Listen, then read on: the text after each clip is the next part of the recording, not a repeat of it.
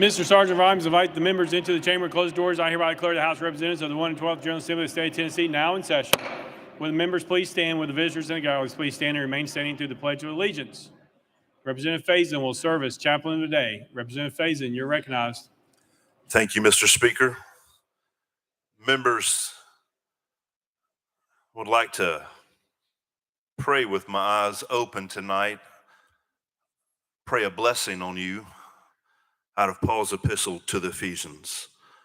I pray that this from glorious, unlimited resources, he will empower you with inner strength through his Spirit. Then Christ will make his home in your hearts as you trust in him. Your roots will grow deep into God's love and keep you strong. And may you have the power to understand, as all God's people should, how wide, how long, how high, and how deep is his love. May you experience the love of Christ, though it is too great to understand fully. Then you will be made complete with all the fullness of life and power that comes from God. Now all glory to God, who is able through his mighty power at work within us to accomplish infinitely more than we might ask or think. Glory to him in his church and Jesus Christ through all generations forever. Amen. Representative Faison will lead us in the Pledge of Allegiance. I pledge allegiance to the flag of the United States of America and to the republic for which it stands, one nation under God, indivisible, with liberty and justice for all.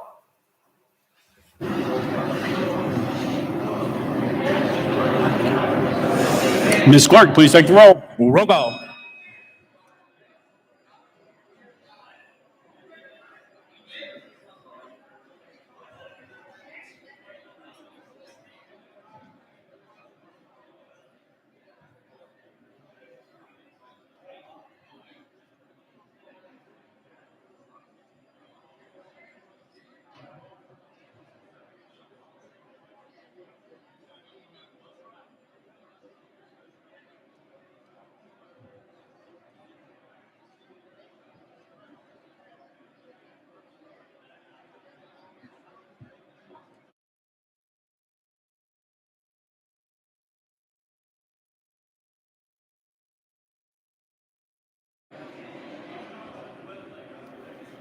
Ms. Clark, please take the roll.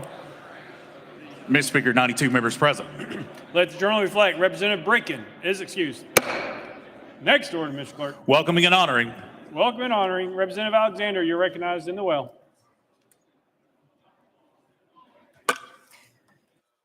Mr. Speaker, I request that the Sergeant of Arms escort our guest into the chamber. Mr. Sergeant of Arms, escort the guest to the well, please.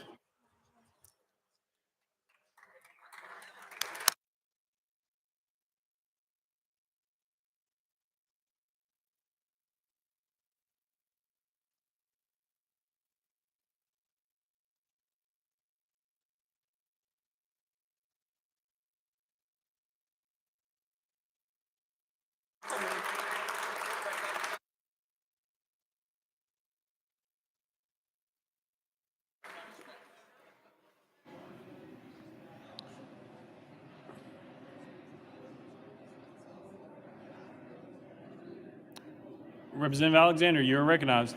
Mr. Speaker, I request that the clerk read the resolution. Mr. Clerk, please read the resolution. House Joint Resolution 738 by Representative Alexander, a resolution to recognize and congratulate the men's and women's cross-country teams of Milligan University upon winning the 2021 NAIA Cross Country National Championship. Whereas it is fitting that the members of this General Assembly should honor those Tennessee students who, through their athletic prowess, have achieved the pinnacle of success and serve as exceptional ambassadors of this state. And whereas the members of the men's and women's cross-country teams of Milligan University have proven themselves to be the fiercest of competitors and as such deserving of the highest regard.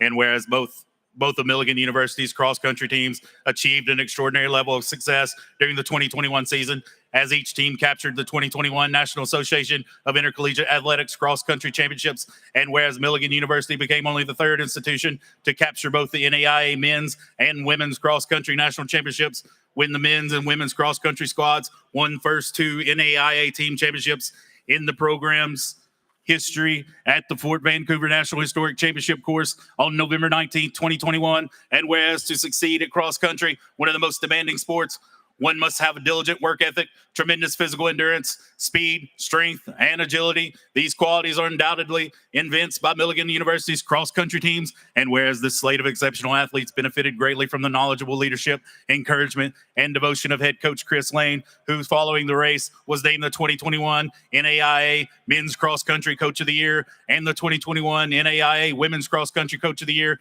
And whereas the dedication, determination, work ethic, and talent of this group of young men and women not only made possible a championship cross-country season, but also surely bode well for their success in every future endeavor. And whereas we find it appropriate to acknowledge and applaud members of the Milligan University men's and women's cross-country teams for their outstanding performance and commitment to excellence.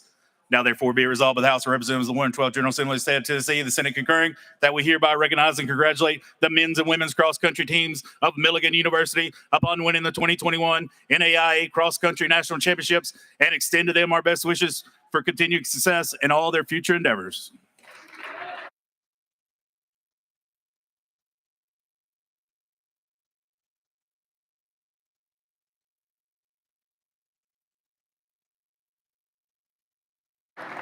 Representative Alexander, you're recognized.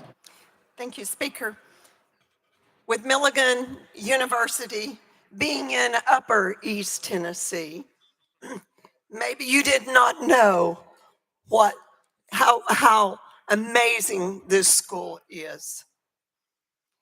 This is actually in Representative Holtzclaw's district, but it's my alma mater. So it's great pleasure that I bring them up tonight to you. As one of the top 10 universities of the South. Did you know that? That's Milligan University. With a 13.1 student to faculty ratio. That's pretty great. With an 89% retention rate at this university, being ranked third in the state for academics in this state. I'm very, very honored to present this team. National championships, men and women. Speaker, could I ask the clerk something? You can ask me. Okay.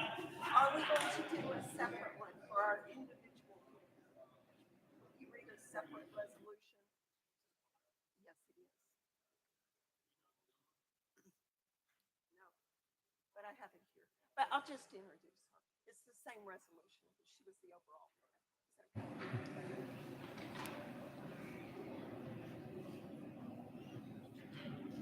Representative Alexander. I would also like to recognize our individual winner. Alisa, you will have to help me say your last name. Biazzi of Milligan on winning the women's individual title, the overall athlete at the NAIA National Championships in cross country. This is for you.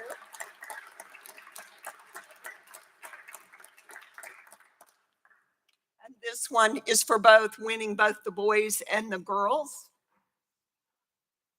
This is our athletic director, and I would like to recognize Christian to the podium.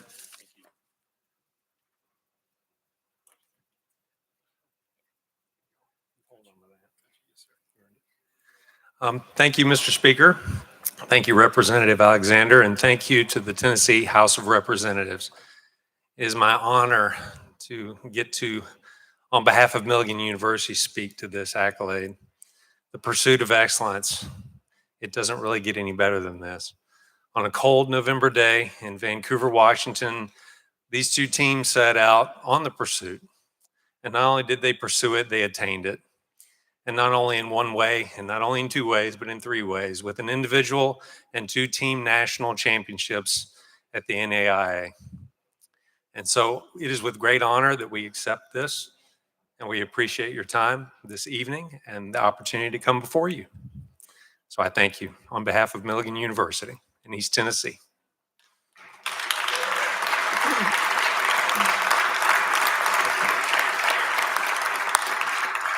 I would just like to say a few final words, Speaker, and that is, if you have a child or a grandchild, or you know a friend that's looking for a university, and you want to send them to a school that is of highest academics, of phenomenal world-class athletes, and of one who is not just historically a Christian school, but intentionally a Christian school, well then, look no farther than Milligan College.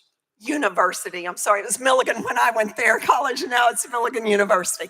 Thank you all so much, I appreciate it. And Speaker, if you will join us down here for photos, we appreciate it.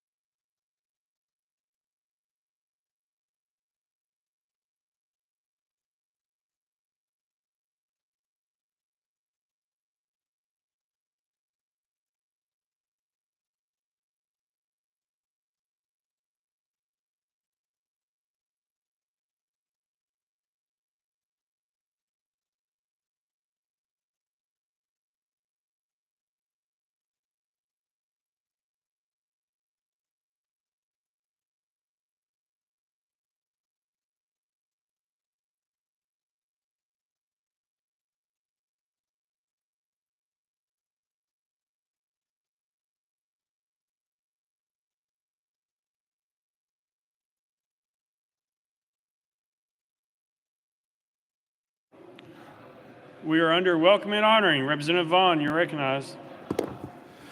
Thank you, Mr. Speaker. And after we have just recognized champions, I want to recognize some leaders from the District of Champions, District 95. I want to say good evening to a longtime friend. The great Mayor Stan Joyner from the town of Collierville is here tonight.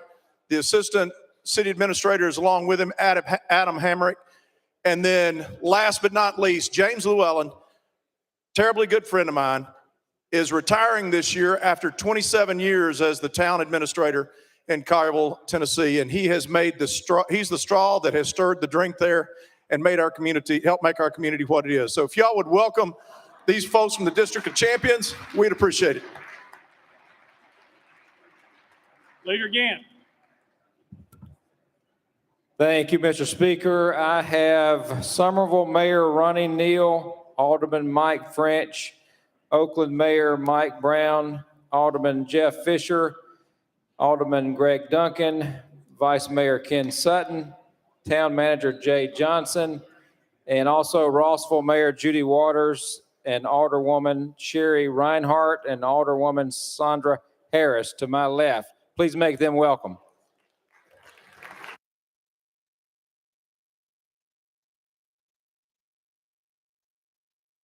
Representative Moon. Thank you, Mr. Speaker. Representative Ramsey and I'd like to recognize and honor Alderman Stephen Kelly and his wife April from the pretty beautiful city of Louisville, Tennessee. Make them welcome.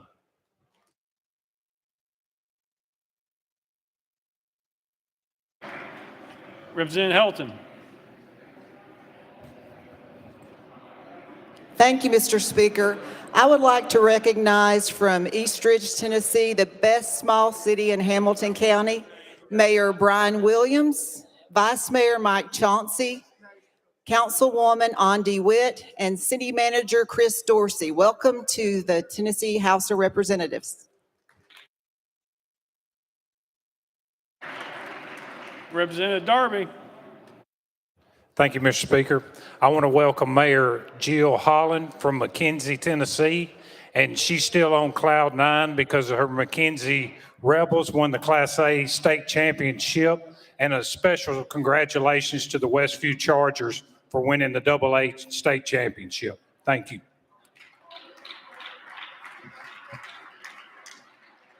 Representative Hazelwood. Thank you, Mr. Speaker. I'd like to take this opportunity to recognize some folks who are joining me on the floor this evening. As I call your name, if you would please stand up. I have the Mayor of Soddy Daisy, Rick Nunley, Commissioner Jim Coleman, and Commissioner Robert Cothran. So please welcome them. And the city manager is somewhere in the balcony, Bert Johnson. Also, I have folks from Red Bank. I see Commissioner Janot. I believe there are a number of other commissioners from Red Bank here as well. And I would take issue with Commissioner Helton on the best small city in Hamilton County, because I have at least two of them here and a couple more that may not be represented. But thank you, Mr. Speaker. Representative Garrett at Leader Lambert's desk. Thank you, Mr. Speaker. Members, on number 41 on the consent calendar today, I'd like to welcome a fella that was instrumental. He is a former alderman in Hendersonville. He's up here to my right. He shepherded the process of instituting term limits. He's actually Williams' constituent, but one of our dear, dear friends. So I wanted to honor him and his efforts tonight on the consent calendar. For his efforts, Hendersonville will institute term limits, and I appreciate your effort, and thank you for allowing me to carry the bill. Thank you for being here. Welcome, Daryl Woodcock.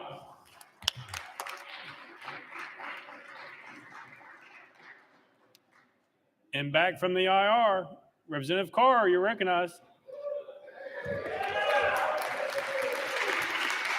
Thank you, Mr. Speaker. I just want to thank everybody for all the prayers and the cards and the text messages and the calls and everything. And it did get back to me that somebody said that it would take a 2/3 vote to get me back on the floor, but y'all finally defeated that. I appreciate that. Thank you very much. Representative Doggett. Thank you, Mr. Speaker. I think I'm going to be the first one this year to have one over 100 that we stand up and congratulate on a birthday. William Edward Sulcer, a constituent of mine, was born March 15th of 1920. To Ernest, Bud, and Minnie Turner Sulcer. He was the fifth and last child of their union. At 102 years of age, which will be tomorrow, he's a proud, lifelong resident of the great state of Tennessee. He's a patriot, a defender of the Constitution of the United States of America. He's a retired farmer, dairyman, cattleman, and operated a very successful hog farm, contributing greatly to the needs of his state and country for nearly 90 years. Mr. William is the husband of the late Ella Will Sulcer and the current husband of Belinda K. Sulcer, the father of 4 children, 2 grandchildren, and 2 great-grandchildren, as well as various stepchildren and grandchildren. He's an outstanding American, a fantastic Tennessean. And Mr. Williams says that when his time on earth is done, he wants to expire in his boots and be buried in that rich, dark soil of Giles County, Tennessee. So tomorrow, Mr. William will be 102, doesn't look a day older than 60. If you will, help me in honoring him, wishing him a happy birthday.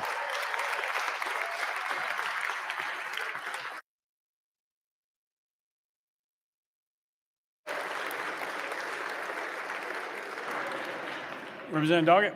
So 102. I don't know if anyone else has stood up and had one over 102 this year, but it's a great number. Also, Mr. Speaker, I've got 2 of my girls with me today. Hannah Clay and Ada Gray are here visiting. They're on spring break, so help me welcome them. Glad to have them. Thank you. Representative Parkinson. Thank you, Mr. Speaker, and congratulations to that young man at 102.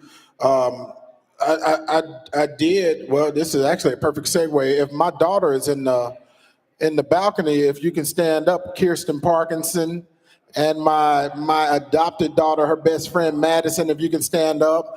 And I did announce in January that her great grandmother turned 105 in January, Miss Essie Reed Thompson. And not that we're competing, because anyone that lives that long, we're greatly appreciative of that experience. But please make my daughter, Kirsten Parkinson, the natural hairstylist, and Madison welcome. Thank you.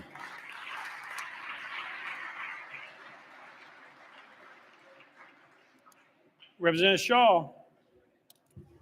Thank you, Mr. Speaker, and I'm not for sure what side they're on, but I want you and members of this House to help me make welcome, along with Representative Todd, our city mayor of Jackson, Mayor Scott Conger, and one of the aldermen there, Mr. Johnny Dodd, who is either to my right or left. I can't see. But if y'all will stand up and wave, we'd like to welcome you to the House of Representatives.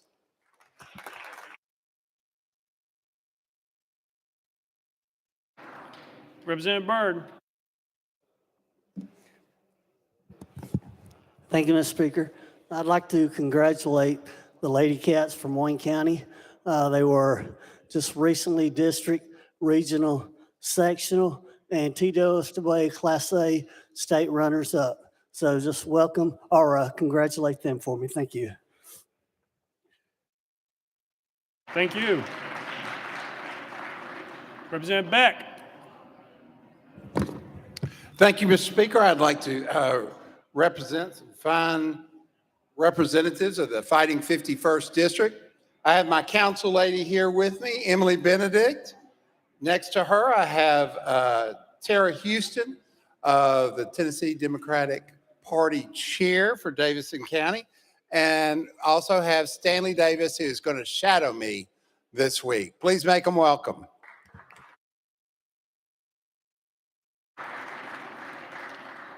Representative Hicks of Washington. Thank you, Mr. Speaker. I'd like everybody to make welcome our Vice Mayor of Johnson City, Tennessee, Dr. Todd Fowler. Todd is also our Republican State Committeeman, so we're proud of him for that. And he's also the team doctor for the champions that was just up here. So he wears a lot of hats. We're proud of him. And I'd also like to recognize Jackie Denny. Jackie is a church mate of mine and a neighbor, and he's the fella that drove the champions down here this evening. So thank you, Jackie. Thank you, Mr. Speaker. Representative Hawk. Thank you, Mr. Speaker. Like many of us, spring break back home, and I'm so fortunate to have my 10-year-old daughter, Caitlin, with me today. She's back there behind. If you have any questions about any legislation you're wondering about, she has lots of answers. So if you could please make my daughter, Caitlin, welcome.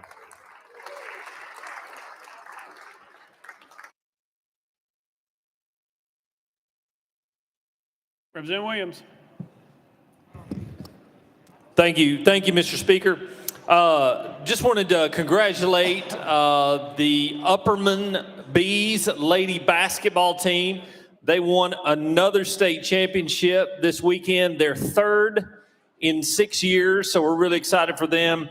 And so I hope you'll congratulate the Upperman's Lady Bees. Thank you.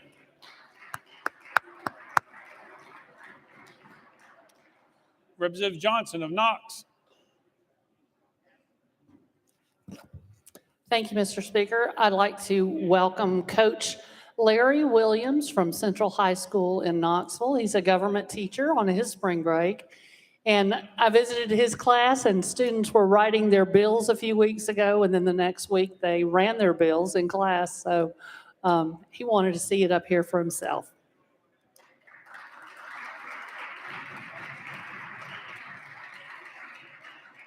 Representative Thompson. Thank you, Mr. Speaker. I just wanted to welcome my friends from Protect Our Aquifer.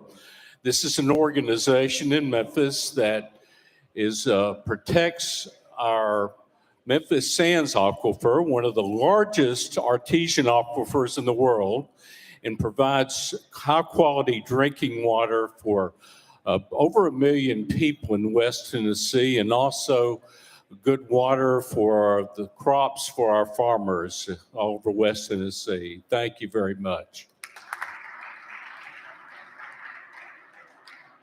Representative Faison. Thank you, Mr. Speaker. Members, I think it's important for us to remember and celebrate what took place this week in Florida. We had a group of boys from Tennessee we call our volunteers. They went and won the SEC championship. We need to give them some love, y'all.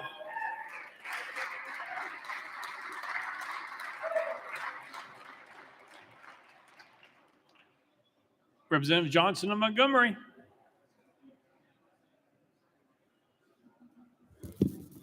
Thank you, Mr. Speaker. I'd like to wish my granddaughter, Harper Lynn Johnson, a happy birthday. Her birthday was last Thursday, March the 10th, at St. Thomas, Midtown.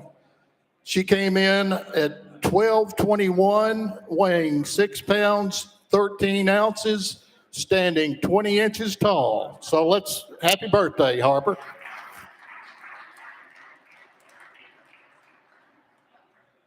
Representative Gillespie. Thank you, Mr. Speaker. I want to recognize a friend of mine from back at Bartlett, Tennessee, Alderman Kevin Quinn is up here with his family. If y'all could just make him feel welcome, and if you see him, say hello to him.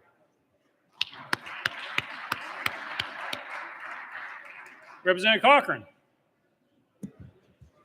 Thank you, Mr. Speaker. I didn't know that she was going to be joining us today, but up in the gallery to my left is the mayor of Nyota, Miss Lois Priest. It's appropriate that Nyota, Tennessee has a female mayor, as that is the hometown to Representative Harry T. Byrne, who cast the deciding vote for women's suffrage. So let's make Mayor Priest welcome tonight.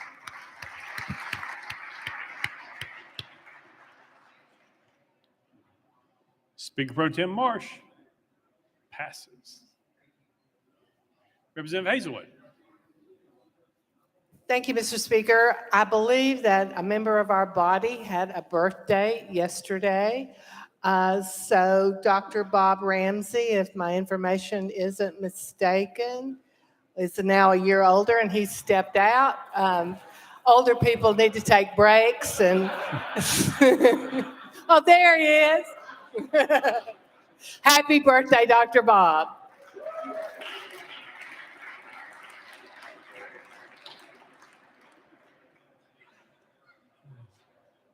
Any more under welcome and honoring? Representative Sparks. Thank you, Mr. Speaker. If we could have a moment of silence.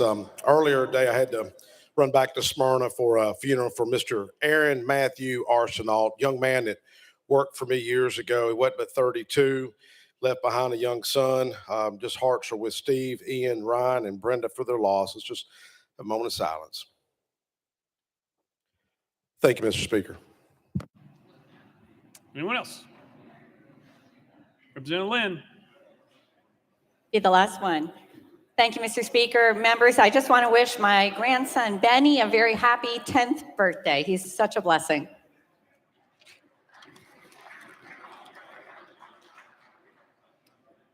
Next order, Mr. Clerk. Introduction of resolutions. Leader Lambert, you're recognized.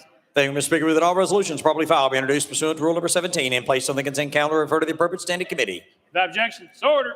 Next order, Mr. Clerk. Senate joint resolutions congratulatory and memorializing. Leader Lambert, you're recognized. Thank you, Mr. Speaker. With all Senate joint resolutions congratulatory and memorializing, lying on the desk, be placed on the consent calendar pursuant to Rule number 17. Without objection, so ordered. Next order, Mr. Clerk. Resolutions lying over. Leader Lambert, you're recognized. Thank you, Mr. Speaker. With all resolutions lying over, be referred to the appropriate standing committee. Without objection, so ordered. Next order, Mr. Clerk. Introduction of bills, Senate bills on first consideration. Leader Lambert, you're recognized.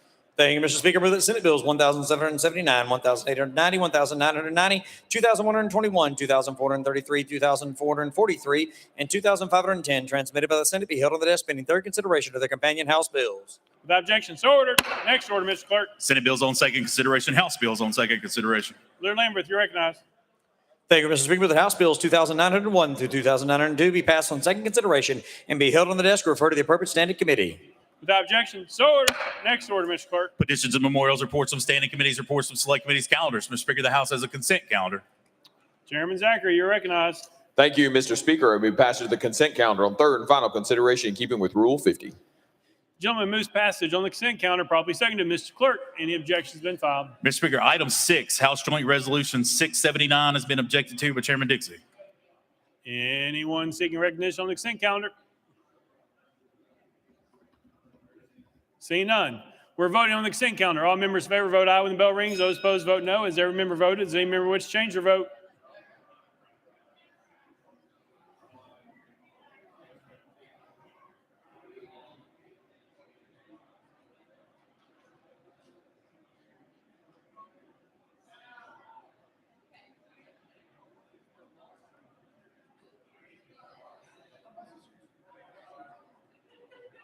Mr. Clerk, please take the vote.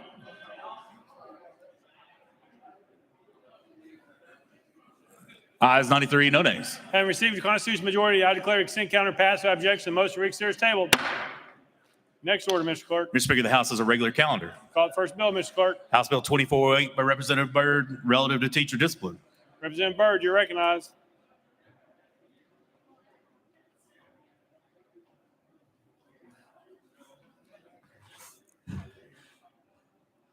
Thank you, Mr. Speaker.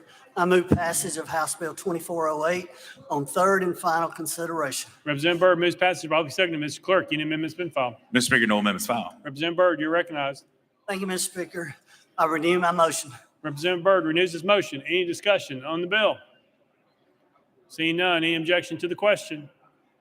Seeing none. All those in favor of House Bill 2408, vote aye when the bell rings. Those opposed, vote no. Has every member voted? Does any member wish to change their vote?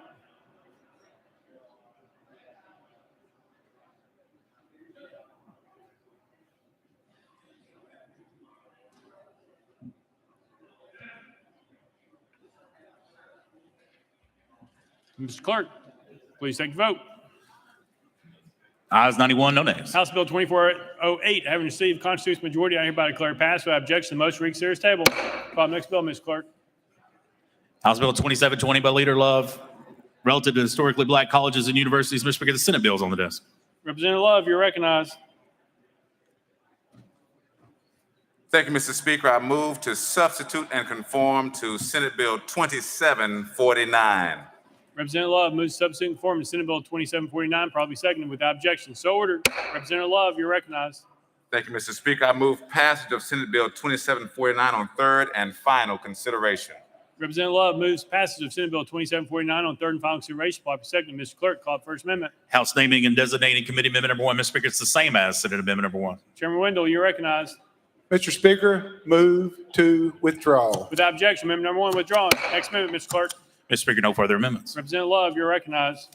Thank you, Mr. Speaker. Members, this piece of legislation simply will create a historically black colleges and universities day in our state of Tennessee. We have 7 what we call HBCUs. They're spread all across the state. We have them in West Tennessee with Lemoyne on, and we have them in Jackson with Lane College. We have in Middle Tennessee with Meharry, Fisk University, American Baptist College in Tennessee State, and we have them in East Tennessee with Knoxville College. And this will be a great opportunity for us to recognize our historically black colleges and universities that have made a great impact on our state. With that, Mr. Speaker, I renew my motion. Representative Love renews his motion. Any discussion on the bill? Seeing none. Any objection to the question? Seeing none. All those in favor of Senate Bill 2749, vote aye when the bell rings. Those opposed, vote no. Has every member voted? Does any member wish to change their vote?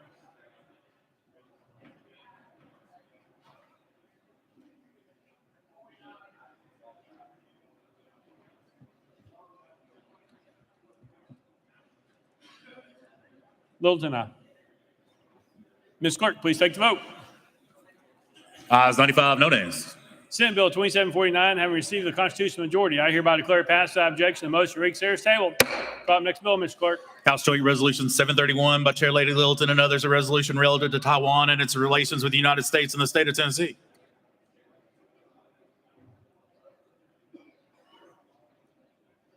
Chair Lady Littleton, you're recognized. Thank you, Mr. Speaker. I move adoption of HJR 0731. Chair Lady Littleton moves adoption. Properly seconded. Mr. Clerk, any amendments been filed? Mr. Speaker, no amendments filed. Chair Lady Littleton, you are recognized. Thank you, Mr. Speaker. This resolution declares our support for Taiwan. With that, I renew my motion. Chair Lady Littleton renews her motion. Any discussion on the bill? Seeing none, any objection to the question? Seeing none, all those in favor of House Joint Resolution 731, vote aye when the bell rings. Those opposed, vote no. As every member voted, does any member wish to change their vote?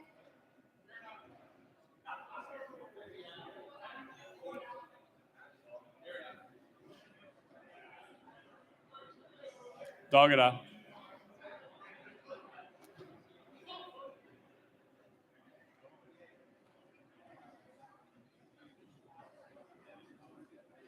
Mr. Clerk, please take the vote. Ayes 92, no nays. House Joint Resolution 731, having received the constitutional majority, I hereby declare it adopted without objection. The motion reconsider is tabled. Call the next bill, Mr. Clerk. House Bill 2062 by Representative Manis and others relative to suicide prevention. Mr. Speaker, Senate bills on the desk. Representative Manis, you're recognized. Thank you, Mr. Speaker. I'll move to substitute and conform to Senate Bill 2510. Representative Manis moves to substitute and conform to Senate Bill 2510, probably seconded without objection. So ordered. Representative Manis. Thank you, Mr. Speaker. I move passage of Senate Bill 2510 on third and final consideration. Representative Manis moves passage of Senate Bill 2510 on third and final consideration, probably seconded. Mr. Clerk, call the first amendment. House Education Administration Committee Amendment Number 1. Mr. Speaker, same as Senate Amendment Number 1. Chairman White, you're recognized. Thank you, Mr. Speaker. I move to withdraw, same as Senate Amendment Number 1. Without objection, amendment number 1 withdrawn. Next amendment, Mr. Clerk. Mr. Speaker, no further amendments. Representative Manis, you're recognized. Thank you, Mr. Speaker. Senate Bill 2510, known as Save Our Students Act. Suicide is the second leading cause of death for young people ages 15 to 24, surpassed only by accidents. Life-saving information, such as how to access crisis intervention hotlines, mental health programs, and suicide prevention resources, should be easily accessible by all students, parents, guardians, and school personnel. Senate Bill 2510 would require that when any LEA issues new student ID cards for students in grades 6 through 12, this information will be included on the ID card. Mr. Speaker, I renew my motion. Representative Manis renews his motion. Any discussion on the bill? Seeing none, any objection to the question? Seeing none. All those in favor of Senate Bill 2510, vote aye when the bell rings. Those opposed, vote no. As every member voted, does any member wish to change the vote?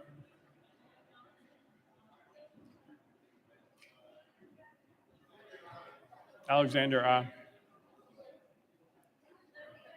Littleton, aye.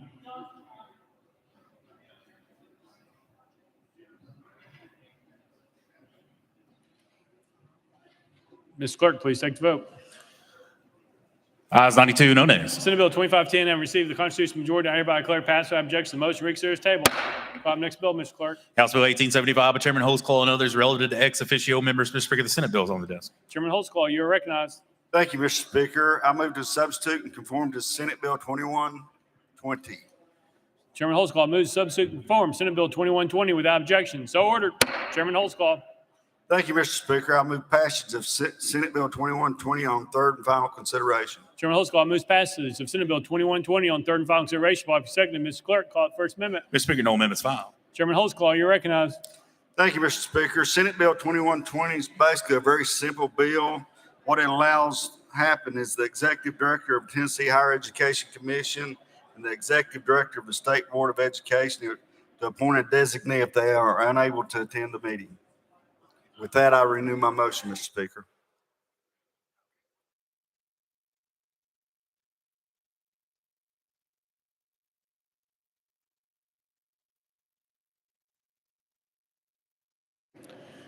Chairman Holtzclaw renews his motion. Any discussion on the bill? Seeing none. Any objection to the question? Seeing none. All those in favor of Senate Bill 2120, vote aye when the bell rings. Those opposed, vote no. As every member voted, does any member wish to change their vote?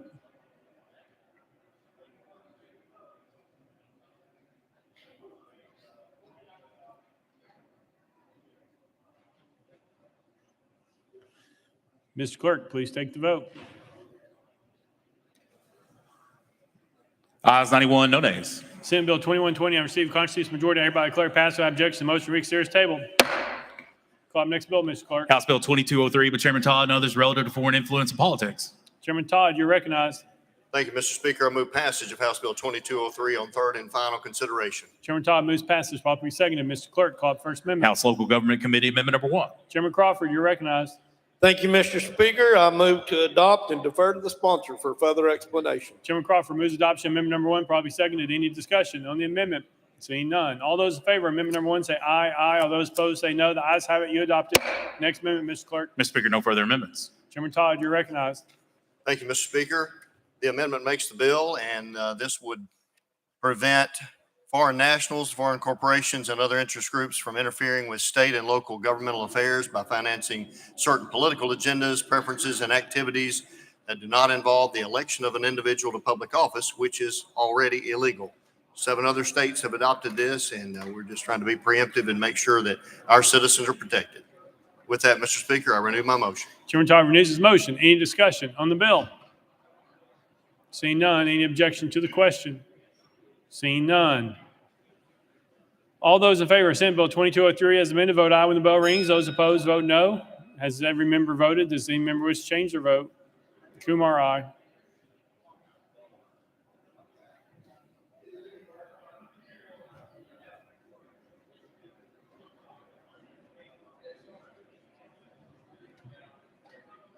Kumar, aye. Mr. Clerk, please take the vote.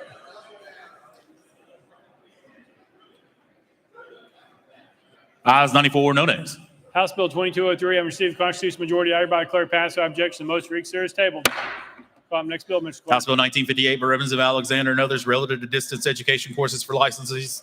Mr. Speaker, the Senate bill is on the desk. Representative Alexander, you're recognized. Thank you, Speaker.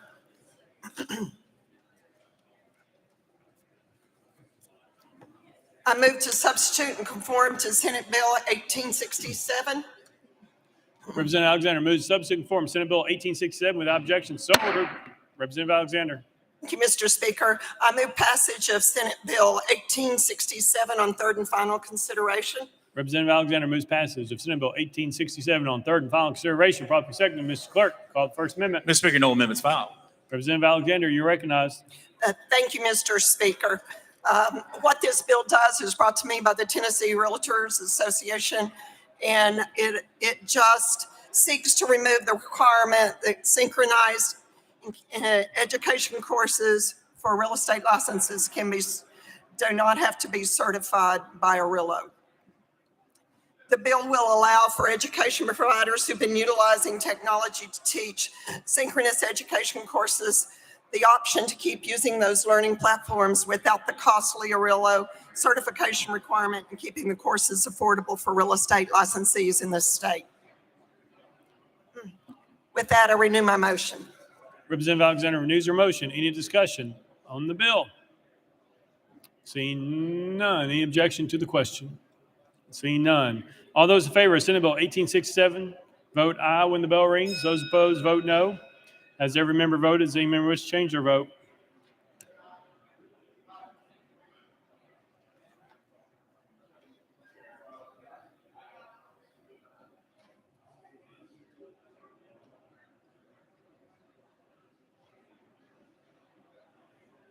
Mr. Clerk, please take the vote. Ayes 93, no nays. Senate Bill 1867, having received the constitutional majority, I hereby declare it passed without objection. The motion reconsider is tabled. Call the next bill, Mr. Clerk. House Bill 2547 by Representative Alexander relative to disposal of government property. Mr. Speaker, Senate bill is on the desk. Representative Alexander, you're recognized. Thank you, Mr. Speaker. I move to substitute and conform to Senate Bill S 2180. Representative Alexander moves to substitute and conform to Senate Bill 2180 without objection. So ordered. Representative Alexander. Thank you, Mr. Speaker. I move passage of Senate Bill 2180 on third and final consideration. Representative Alexander moves passage of Senate Bill 2180 on third and final consideration. Properly seconded. Mr. Clerk, call the first amendment. Mr. Speaker, no amendments filed. Representative Alexander, you're recognized. Thank you, Mr. Speaker. This bill is brought to me by the Comptroller's Office, and what it basically does is it allows for the State Building Commission to waive one of the appraisals that's needed on property. Currently, it's required to have 2, but in some cases, only 1 is needed. That is my bill. I renew my motion. Representative Alexander renews her motion. Any discussion on the bill? Seeing none, any objection to the question? Seeing none. All those in favor of Senate Bill 2180, vote aye when the bell rings. Those opposed, vote no. Has every member voted? Does any member wish to change their vote?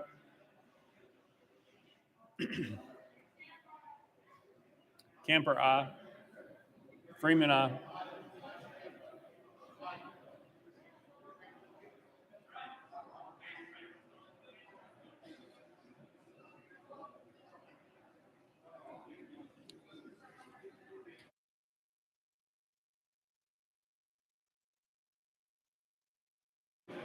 Ms. Clerk, please take the vote.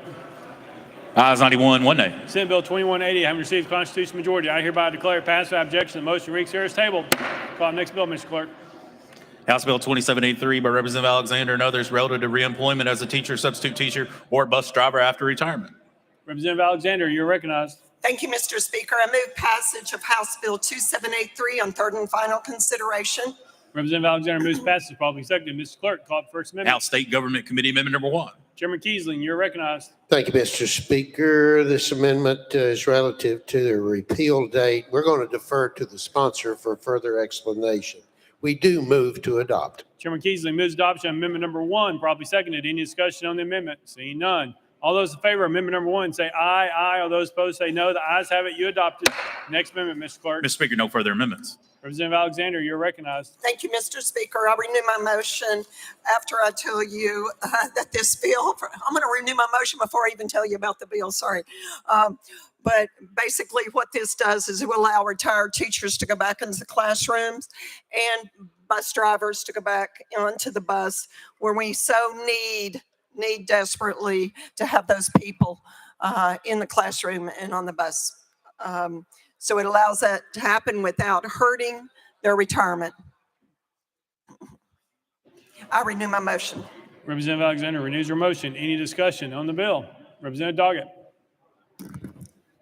Thank you, Mr. Speaker. You said that this would allow retired teachers to go back to the classrooms, bus drivers to go back to driving buses. What about a teacher who has retired? Will they, under this, be able to go and drive buses now? Representative Alexander. Thank you, Mr. Speaker. I think that they would need a special license to be able to drive a bus. Representative Doggett. Thank you, Mr. Speaker. Yes, they would. And we have in my district teachers who also drive buses in the morning because they don't have enough drivers. So they drive a bus to school, they teach all day, and they drive home. But they're looking forward to retirement from teaching, but still driving the bus. I just wanted to make sure that they would be able to do that under this plan. Thank you. Representative Alexander. Yes, sir. I think so, Representative Doggett. Any further discussion? Representative Weaver. Thank you, Speaker. Thank you, Representative, for bringing this bill. My question is, does this in any way interrupt or cause any speed bumps on their retirement pay? How does that work? Representative Alexander. No, it does not. They will be able to receive up to 70% of their retirement. It's at the same time, they're still getting paid by the school system, just like they always did for their class prior to that. Will not hurt it. I've worked with the Treasury's office on this bill, and we came up with this plan. Representative Weaver. Well, I want to thank you for that. In my district, there's a lot of amazing teachers who want to come back. They've got the experience, they've got the old school, and I appreciate this opportunity for hopefully filling in some of those spots where we are experiencing such a crisis of shortage of teachers. So thank you for bringing the bill. Thank you, Mr. Speaker. Representative Alexander. Thank you, Representative Weaver. The reason I brought this bill is we had an incredible math teacher in our community who reached out to me and said, you know, we need to be in the classroom more than 120 days without hurting our retirement. And she's a phenomenal math teacher. Her name's Deidre Brown, and it's in honor of her that I did this. Any further discussion? Seeing none, any objection to the question? Seeing none. All those in favor of House Bill 2783 as amended vote aye when the bell rings. Those opposed vote no. As every member voted, does any member wish to change their vote?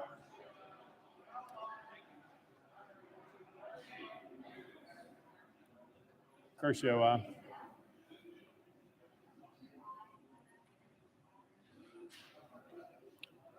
Ms. Clerk, please take the vote.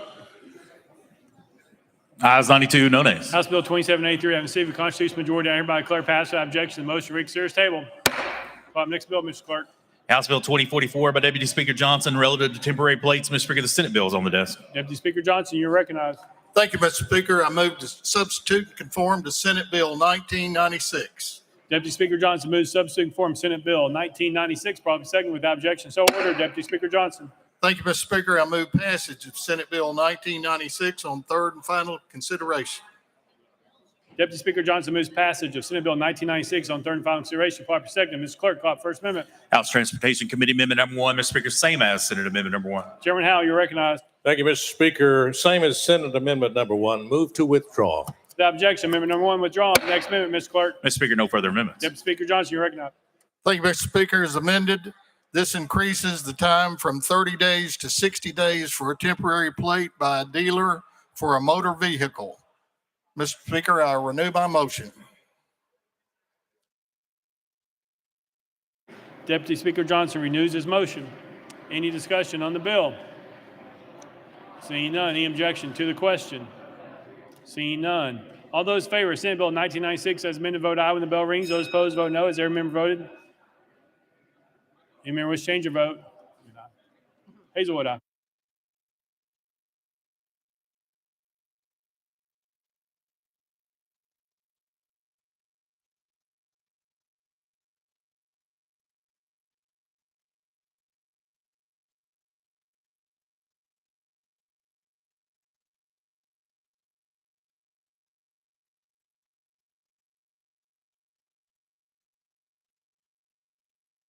Mr. Clerk, please take the vote.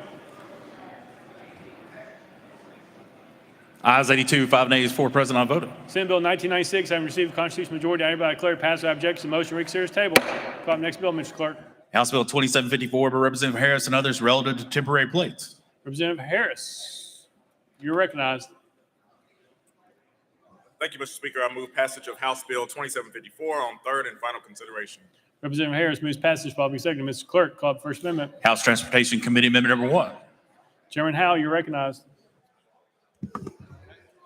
Thank you, Mr. Speaker. Move to adopt.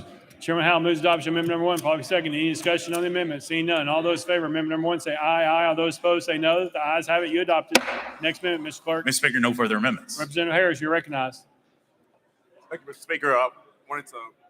We'll get there. You can just renew. Okay. Just renew. You're good. I renew my motion. Very good. Representative Harris renews his motion. Any discussion? Chairman Kershaw, you're recognized. Thank you, Mr. Speaker, and in consultation with both leaders and the Transportation Committee as well, we feel that since there are criminal implications on this bill, we'd like to refer this back to criminal full. That's a motion, probably seconded. All right.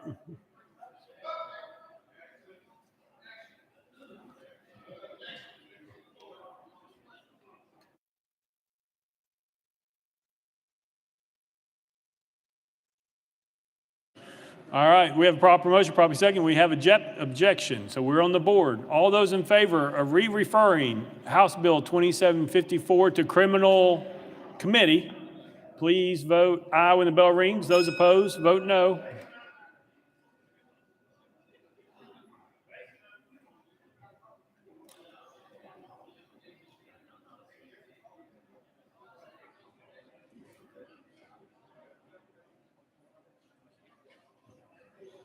Mr. Clerk, please take the vote.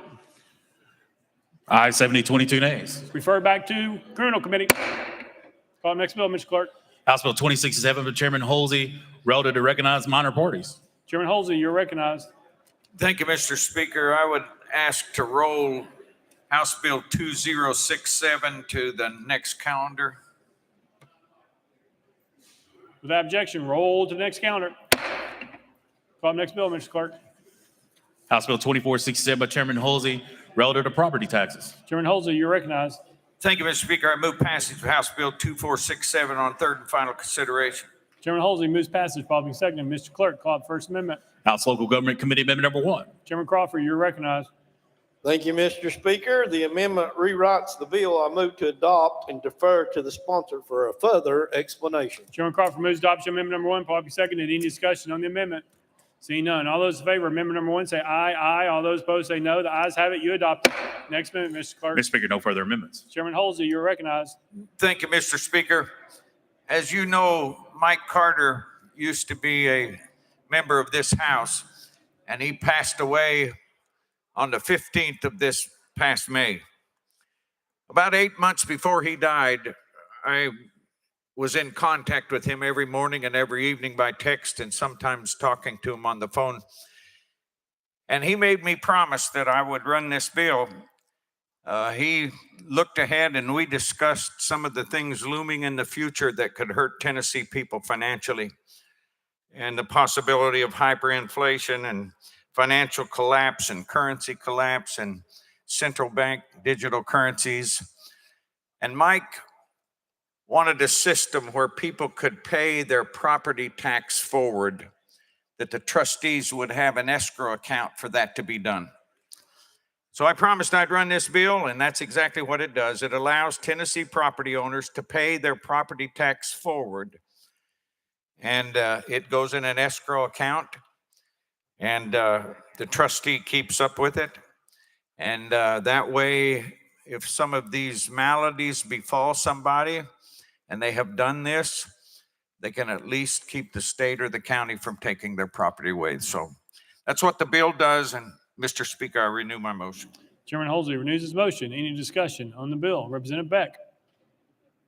Thank you, Mr. Speaker. Will the sponsor yield? Representative Holsey? He does. Representative Beck. Sponsor, what if there's your tax bill changes in that year period, and say your tax bill's $1,000 and you pay it up $3,000 or for 3 years, but your tax bill goes up to $1,200 or $1,500? What and the taxpayer thinks they've already paid up those 3 years. What will happen in an instance like that? Representative Holsey. Okay, the money will only last as long as the bill would be. So if it went up $500, that $500 would come out of that account, and it'd be short $5 for the third year. But hopefully they would be able to add to that, but that'd be up to them. But yes. Representative Beck. Thank you very much. Any further discussion? Representative Powell. Thank you, and I appreciate back here, Chairman Holsey, you carrying this for Representative Carter, a great man, loss to this chamber, his passing. But the question about, I've been fortunate to have property that I own in other states, and sometimes if you pay like this, you get a discount or there might be interest.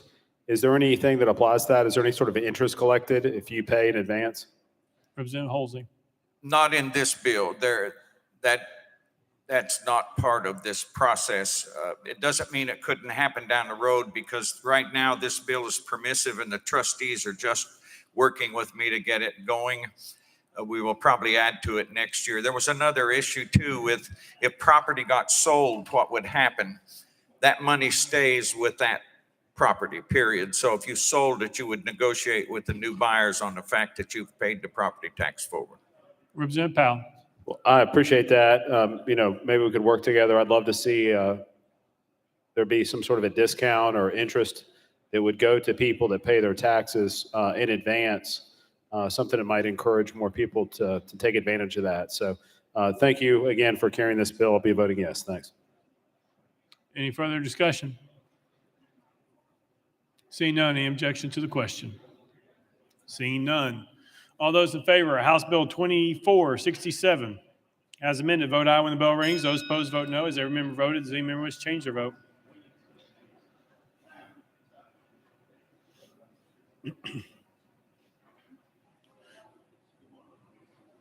Mr. Clerk, please take the vote. Ayes 94, no nays. House Bill 2467 having received the constitutional majority, I hereby declare passed. I object to the motion to reconsider is tabled. Next bill, Mr. Clerk. House Bill 1872 by Chairman Holsey and others relative to the Border Region Retail Tourism Development District Act. Chairman Holsey, you're recognized. Thank you, Mr. Speaker. I move passage of House Bill 1872 on third and final consideration. Chairman Holsey moves passage, properly seconded. Mr. Clerk, any amendments been filed? Mr. Speaker, no amendments filed. Chairman Holsey, you're recognized. Thank you, Mr. Speaker. In 2011, this body enacted what was called the Border District Retail Act, and it aided cities that are on borders that are competing with bordering states for retail business and tourism. Eastridge did well with this, and Bristol did well with its Kingsport. It's still trying to get off the ground in a couple of places. And what this bill does, it just extends this bill for 5 years. With that, I renew my motion. Chairman Holsey renews his motion. Any discussion on the bill? Seeing none, any objection to the question? Seeing none. All those in favor of House Bill 1872, vote aye when the bell rings. Those opposed, vote no. Has every member voted? Does any member wish to change their vote?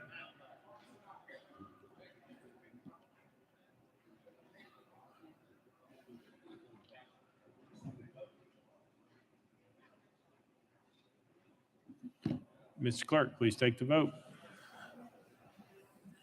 Ayes 93, no nays. House Bill 1872, having received the constitutional majority, I hereby declare passed without objection. The motion to reconsider is tabled. Call the next bill, Mr. Clerk. House Bill 2463 by Representative Calfee relative to annual certified financial statements filed by employers. Mr. Speaker, Senate bills on the desk. Representative Calfee, you're recognized. Thank you, Mr. Speaker. I move to substitute and conform to Senate Bill 2353. Representative Calfee moves to substitute and conform to Senate Bill 2353. Without objection, so ordered. Representative Calfee. Thank you, Mr. Speaker. I move passage of Senate Bill 2353 on third and final consideration. Representative Calfee moves passage of Senate Bill 2353 on third and final consideration. Second, seconded. Mr. Clerk, call the First Amendment. Mr. Speaker, no amendments filed. Representative Calfee, you're recognized. Thank you, Mr. Speaker. This is a simple bill from the Comptroller's Office for the government entities who are self-insured on workers' comp. And it changes the due date for the report from December 31st to March 31st to fall in line with their audit schedule. And with that, I renew my motion. Representative Calfee renews his motion. Any discussion on the bill? Seeing none. Any objection to the question? Seeing none. All those in favor of Senate Bill 2353, vote aye when the bell rings. Those opposed, vote no. Has every member voted? Does any member wish to change your vote? Wendell, aye.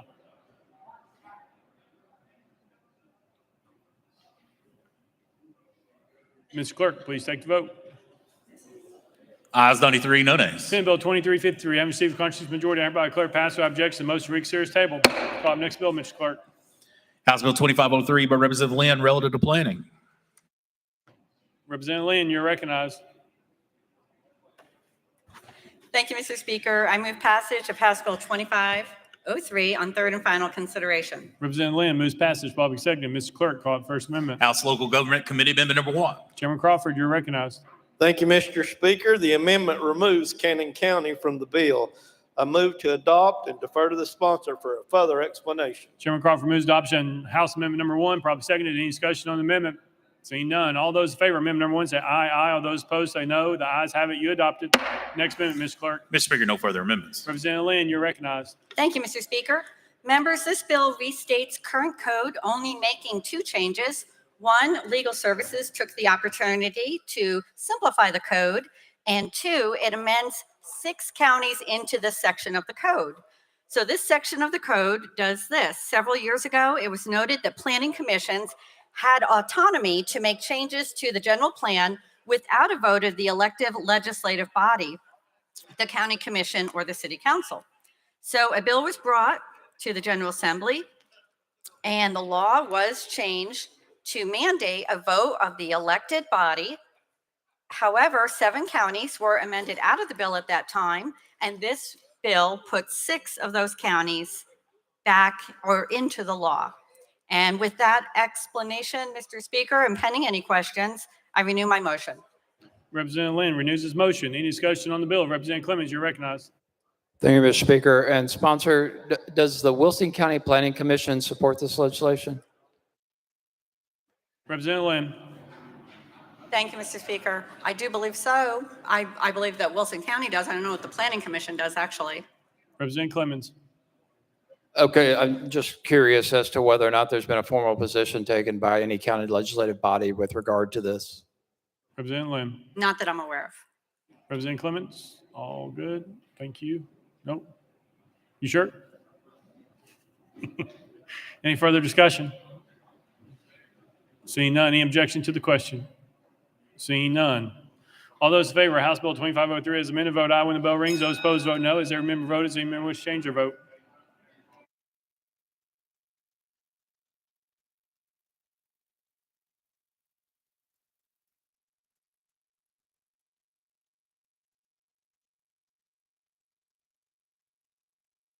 Mr. Clerk, please take the vote.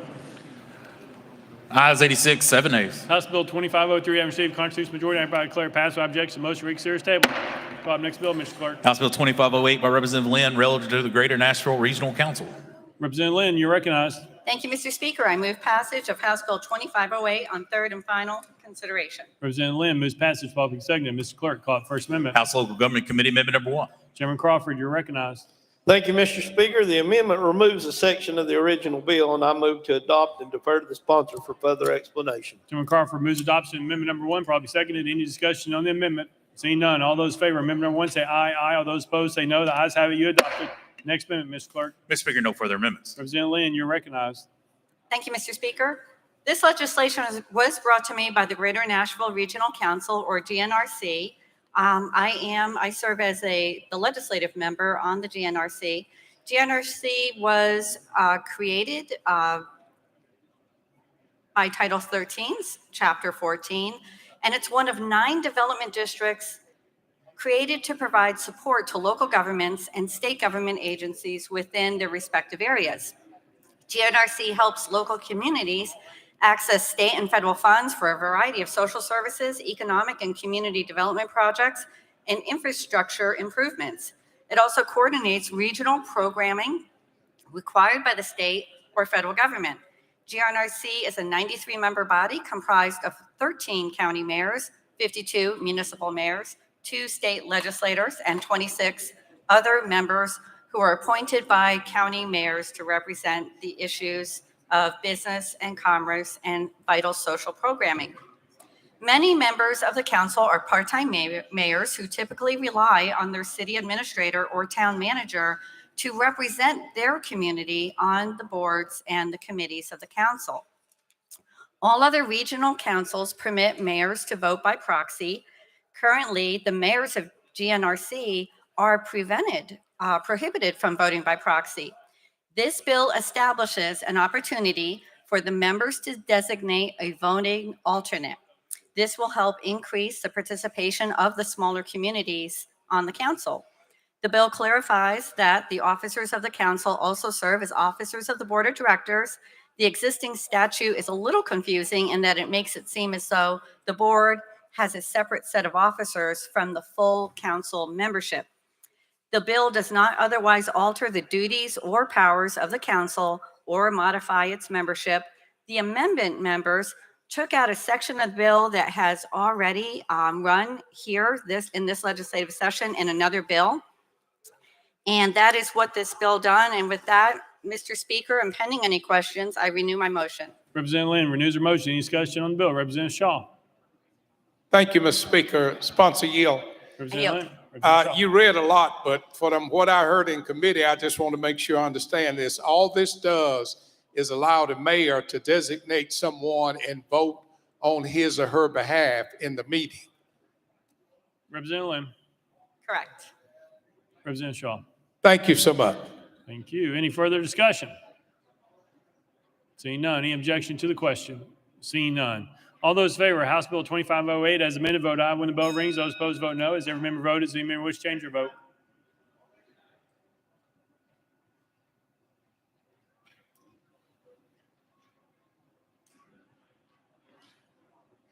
Mr. Clerk, please take the vote. Ayes 94, no nays. House Bill 2508 having received a constitutional majority, hereby declare passed without objection. Motion to reconsider is tabled. Call up next bill, Mr. Clerk. House Bill 1997 by Representative Cochran, relative to Uniform Administrative Procedures Act. Representative Cochran, you're recognized. Thank you, Mr. Speaker. I move passage of House Bill 1997 on third and final consideration. Representative Cochran moves passage, properly seconded. Mr. Clerk, call up First Amendment. House State Government Committee Amendment Number 1. Chairman Keesling, you're recognized. Thank you, Mr. Speaker. Amendment number 1 rewrites the bill. I'll defer to the sponsor for further explanation. We move to adopt. Chairman Keesling moves adoption of amendment number 1, properly seconded. Any discussion on the amendment? Seeing none. All those in favor of amendment number 1 say aye. Aye. All those opposed say no. The ayes have it. You adopted. Next amendment, Ms. Clerk. Mr. Speaker, no further amendments. Representative Cochran, you're recognized. Thank you, Mr. Speaker. This bill was brought on behalf of the Secretary of State. It clarifies a few procedures with the Administrative Procedures Act, removes some outdated language, and updates some language as well. With that, I renew my motion. Representative Cochran renews his motion. Any discussion on the bill?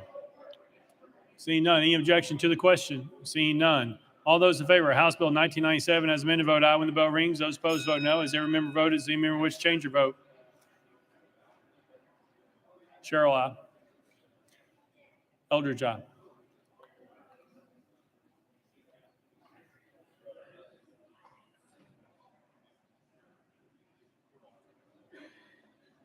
Mr. Clerk, please take the vote. Ayes 94, no nays. House Bill 1997 having received a constitutional majority, hereby declare passed. Without objection, motion to reconsider is tabled. Call the next bill, Mr. Clerk. House Bill 1913 by Representative Eldridge and others relative to deceased prisoners. Representative Eldridge, you're recognized. Thank you, Mr. Speaker. I move passage of House Bill 1913 on third and final consideration. Representative Eldridge moves passage, properly seconded. Mr. Clerk, call the First Amendment. House State Government Committee Amendment Number 1. Chairman Keesley, you're recognized. Thank you, Mr. Speaker. Amendment number 1 rewrites this bill.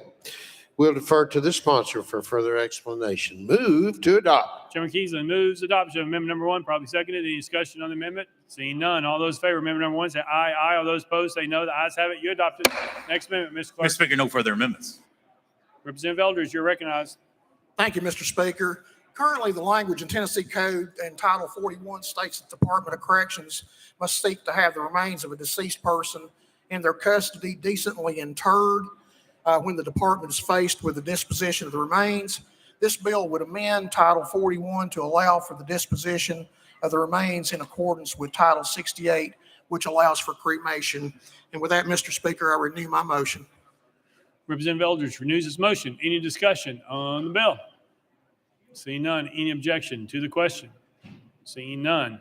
All those in favor of House Bill 1913 as amended, vote aye when the bell rings. Those opposed, vote no. As every member voted, does any member wish to change their vote? Rudd, aye. Carringer, aye. Alexander, aye. Lamberth, aye. Ms. Clerk, please take a vote. Ayes 94, no nays. House Bill 1913, I received a constitutional majority, hereby declare passed. Without objection, motion to reconsider is tabled. Call the next bill, Mr. Clerk. House Bill 1854 by Chairman Whitson relative to public records. Mr. Speaker, Senate bills on the desk. Chairman Whitson, you're recognized. Thank you, Mr. Speaker. I move to substitute and conform to Senate Bill 1682. Chairman Whitson moves to substitute and conform to Senate Bill 1682, probably second without objection. So ordered. Chairman Whitson, you're recognized. Thank you, Mr. Speaker. I move passage of Senate Bill 1682 on third and final consideration. Chairman Whitson moves passage of Senate Bill 1682 on third and final consideration, probably second. Mr. Clerk, call up First Amendment. House State Government Committee Amendment Number 1. Mr. Speaker, same as Senate Amendment Number 1. Chairman Keesley, you're recognized. Thank you, Mr. Speaker. Amendment number 1 is the same as the Senate amendment. We move to withdraw. Without objection, amendment number 1 withdrawn. Next amendment, Mr. Clerk. Mr. Speaker, no further amendments. Chairman Whitson, you're recognized. Thank you, Mr. Speaker. This bill deals with the part of public records law that involves the process of making requests. The purpose is to improve consistency and clarity to the terminology in places in which the language causes occasional confusion out in the field. The changes are in accordance with current law and advancements and advisements from the Office of Open Records Counsel and the Comptroller's Office. As amended, the bill makes it clear that the law does not require a governmental entity to compile information from multiple files into a new record to answer a public records request. The bill also makes it clear that a person's request for a public record must be sufficiently detailed to enable the governmental entity to identify responsive records, changing the word specific to responses so that it is not misinterpreted to mean that the requester must necessarily name the specific title of the record. Finally, our public record laws permits a government entity to decide whether or not they will fulfill public records requests from people who don't live in Tennessee. The bill clarifies that if a person does not have a government-issued photo identification like a driver's license, the other forms of identification that would be required must be evidence of the person's residency in Tennessee. With that, Mr. Speaker, I renew my motion. Chairman Whitson renews his motion. Any discussion on the bill? Seeing none. Any objection to the question? Seeing none. All those in favor of Senate Bill 1682, vote aye when the bell rings. Those opposed, vote no. As every member voted, does any member wish to change your vote? Lamberth, aye. Carringer, aye. Johnson, Montgomery, aye.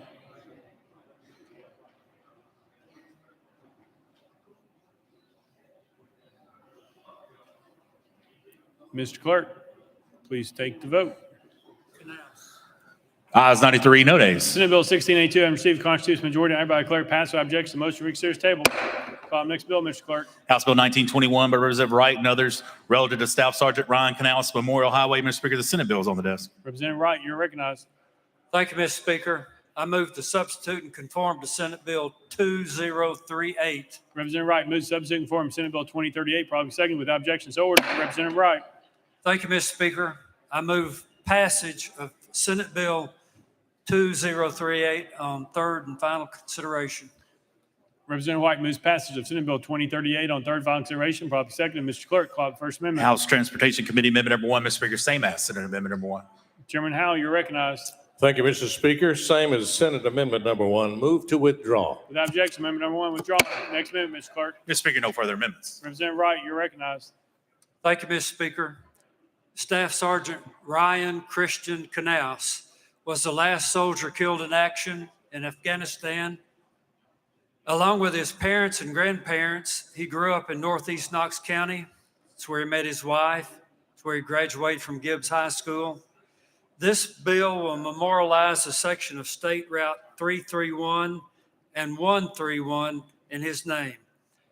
I stand for questions.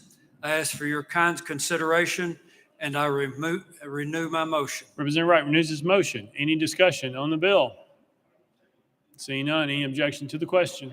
Seeing none. All those in favor of Senate Bill 2038 vote aye when the bell rings. Those opposed vote no. As every member voted, does any member wish to change their vote?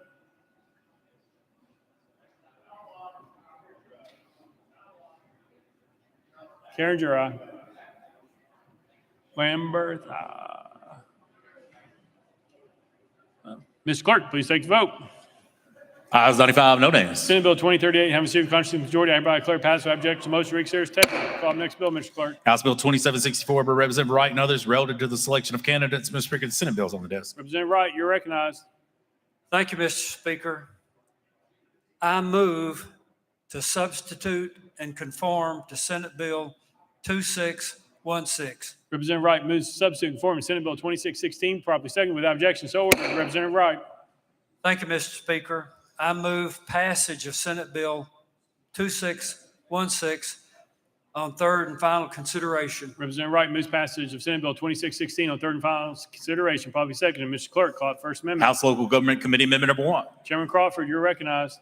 Thank you, Mr. Speaker. The amendment makes the bill. I move to adopt and defer to the sponsor for further explanation. Chairman Crawford moves adoption of House Amendment Number 1, motion properly second. Any discussion? No discussion. All those in favor say aye, aye. All those opposed say no. The ayes have it. You adopted. Next amendment, Mr. Clerk. Mr. Speaker, no further amendments. Representative Wright, you're recognized. Thank you, Mr. Speaker. I renew my motion. Representative Wright renews his motion. Any discussion on the bill? Representative Sapicki. Will you tell us what the amendment did? Representative Wright. Thank you, Mr. Speaker. Representative, let me say this. This is a straightforward bill in that there should be Tennessee state residency requirements of 3 years to be on the ballot for election to the U.S. House of Representatives and the U.S. Senate from the state of Tennessee. Representative speaking. Does this amendment, does this take effect before or after the November election? Representative Wright. Thank you, Chairman Sapicki. The Senate bill would take effect upon its signing. My motion is to conform with the Senate bill.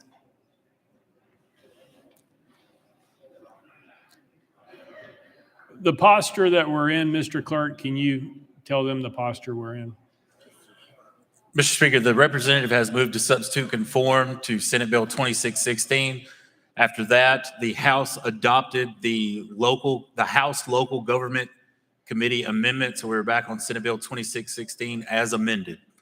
Representative Spicki. So does that amendment make this take effect before or after the upcoming election in November? Representative Wright. Thank you, Mr. Speaker. The amendment is November the 9th. Representative Sapicki. Which would be after the election, correct? Representative Wright. Thank you, Mr. Speaker. Yes. Representative Williams. Thank you, Mr. Speaker. Representative, I understand the position of where you are. I guess parliamentary, I can't remember where we substitute and conformed to a Senate bill, but then adopted the House amendment. It seems to me that typically when we adopt the House, would we not do that on the House bill and send it back? Could the Speaker help an old tired fella out here, please? Mr. Clerk. Mr. Speaker, when the House desires to go with their own version or the version that came out of a House committee and the Senate bill has passed the Senate bill first, it is typical for the House to adopt the House amendment on the Senate bill and send it back to the Senate for their action. Representative Williams. Thank you, Mr. Speaker. So to the sponsor, when we talked about this bill in elections subcommittee and full local committee and in my understanding in calendar rules, is it the intention of the sponsor to always run this amendment as the bill its entirety, or was the member saying when he communicated in subcommittee, full committee, and calendar rules that he intended to substitute and conform to the Senate language? Which is it? Representative Wright. Thank you, Mr. Speaker. Substitute and conform. Representative Williams. Thank you. Let me ask it a different way. Was it your desire to substitute and conform to the Senate bill, always to adopt the House language, or was it to adopt the Senate language? Representative Wright. To adopt the Senate language. Representative Williams. Thank you, Mr. Speaker. But what you just did was not that. Representative Wright. What the House just did was not that. Representative Williams. Thank you, Mr. Speaker. Is it in your intention, after adoption of the amendment, which is not what you thought it would be, and we send this back to the Senate, it's your intention or hope that the Senate bill in its return will be in a different but better posture based upon what you've communicated to the subcommittees and full committees of the House? Representative Wright. You'll have to ask that question again. Representative Williams.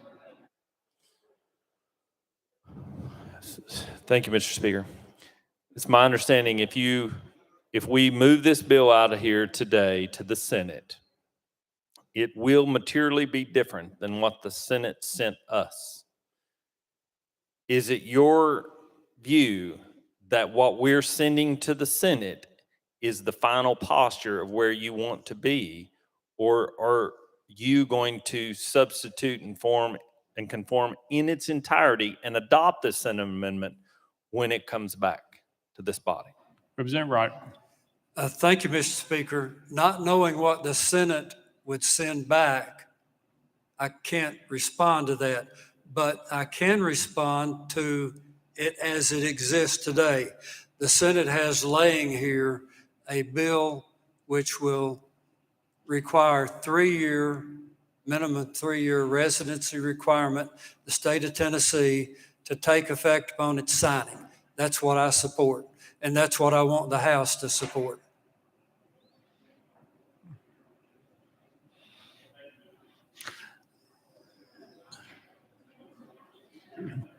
Representative Griffey.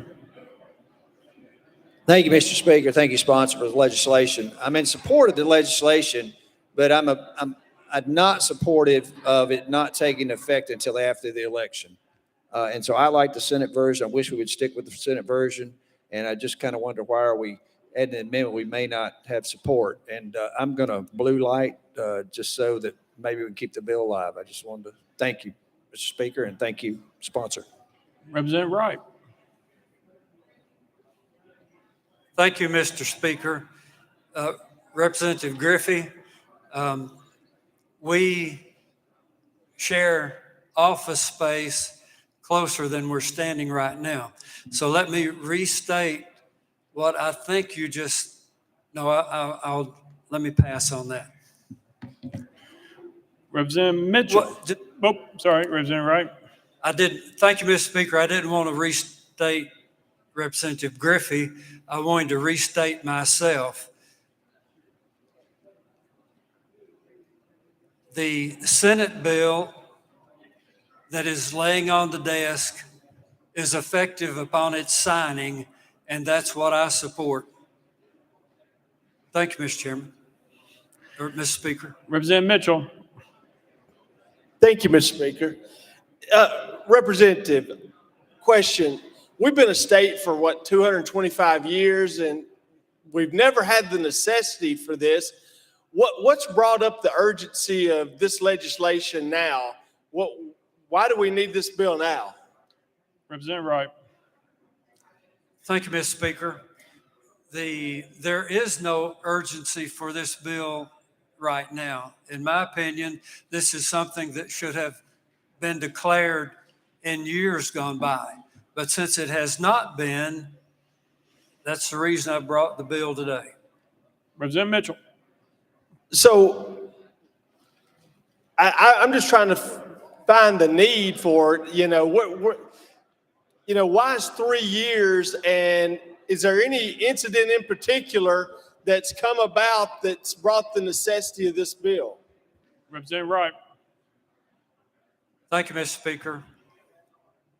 The bill is before us today because I have had a request that I carry it to the House because action such as this has not been taken in the past. Representative Parkinson. We'll come back to him. Representative Shaw. Thank you, Mr. Speaker. Sponsor, I support your legislation. I guess my question would be at this point where we are, is there anyone that you know of that's running for Congress on this upcoming ticket that this would affect if it went into effect at signing? Representative Wright. Thank you, Mr. Speaker. Could you please restate your question? Representative Shaw. Thank you, Mr. Speaker. Is there anyone that's running for Congress in this upcoming election that we're going to be in coming up after session that this bill would affect? Representative Wright. No one that I know. Representative Shaw. Thank you, Mr. Speaker.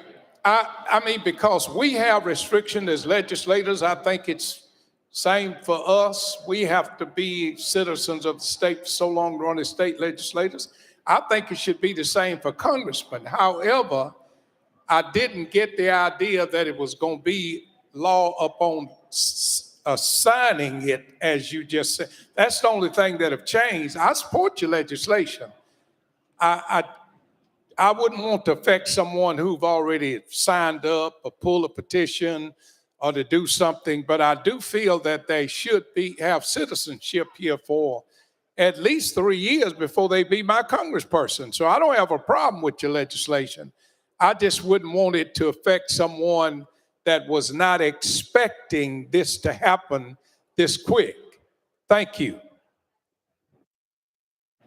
Representative Wright. Representative Parkinson.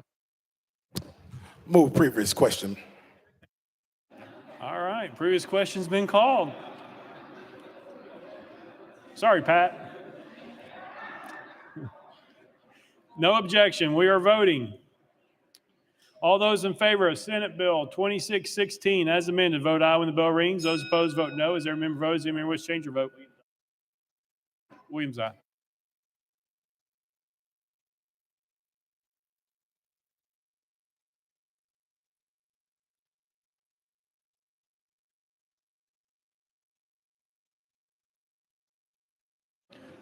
Mr. Clerk, please take the vote. Ayes 86, no nays, 6 present, not voting. Senate Bill 2616, I received a constitutional majority. I hereby declare it passed without objection. The motion to reconsider is tabled. Call the next bill, Mr. Clerk. House Bill 2304 by Chairman Boyd, relative to working from remote locations. Chairman Boyd, you're recognized.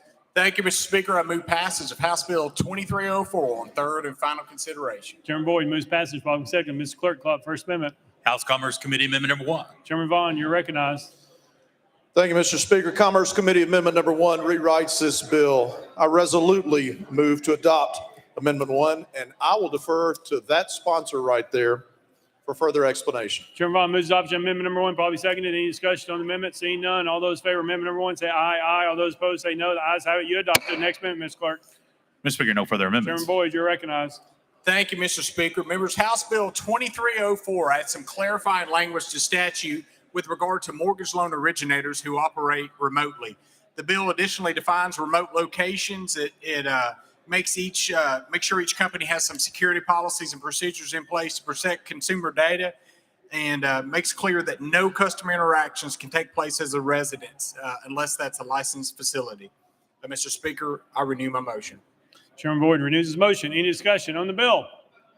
Seeing none. Any objection to the question? Seeing none. All those in favor of House Bill 2304 as amended, vote aye when the bell rings. Those opposed, vote no. Has every member voted? Does any member wish to change their vote? Eldridge, aye. Speaky, aye.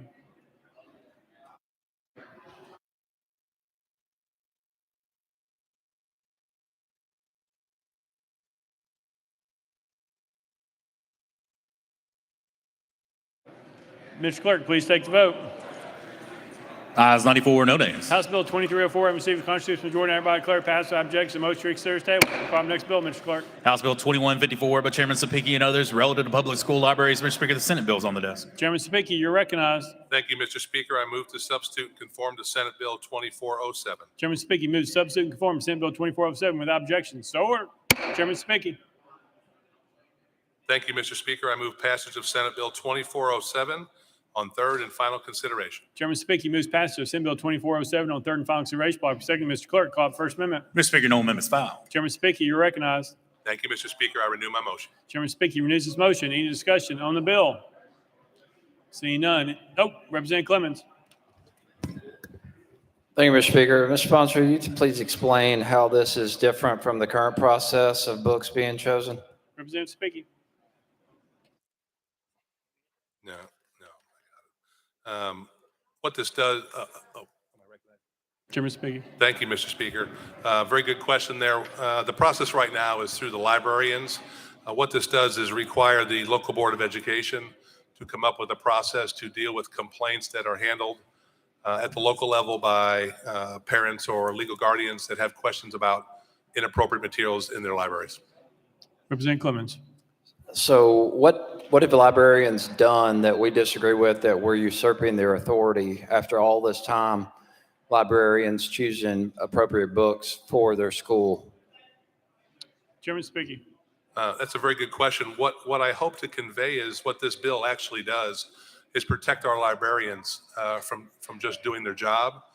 There are going to be parents out there that may complain about some textbooks that are in their libraries, and this presents a opportunity for those to be heard by their local board of education. Representative Clemens. Thank you, Mr. Speaker. And so the term age appropriate is in this legislation. I'm a little unclear as to what exactly that means and how it's going to apply when you have one library for an elementary school. So something that may be appropriate for an elementary school for a fifth grader versus a kindergartner and so forth. How's that going to work? You're going to have different sections of the library and children cordoned off from sections of the library? Chairman Sapiki. That's what makes this bill so unique. It allows the local flexibility for that to happen. Representative Clemens. Do we want to cordon off entire corners of an elementary school library from certain children? I guess that seems very dangerous to me and limiting towards the education of our students. My children, I've got one in middle school and two in elementary school still, and I would hate for them to be blocked from accessing any portion of their library in their school and have their librarians who've been educated and specialized in choosing materials, whether they're periodicals or books or works of literature or any of the above, to have that usurped by somebody just making a political decision who's elected office on a school board. Does that not concern you? Chairman Speaker. No. Representative Clemens. Well, I'm truly concerned about what we're doing, limiting the information and access to knowledge and resources for our children to get a full and appropriate education in our schools. This seems overly vague. And can you just, for the purpose of the record, what does age appropriate mean? Chairman speaking.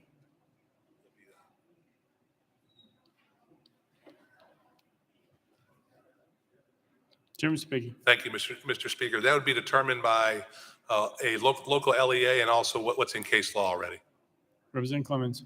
Thank you, Mr. Speaker. And so Wilson County could have a different standard for what's age appropriate than Davidson County.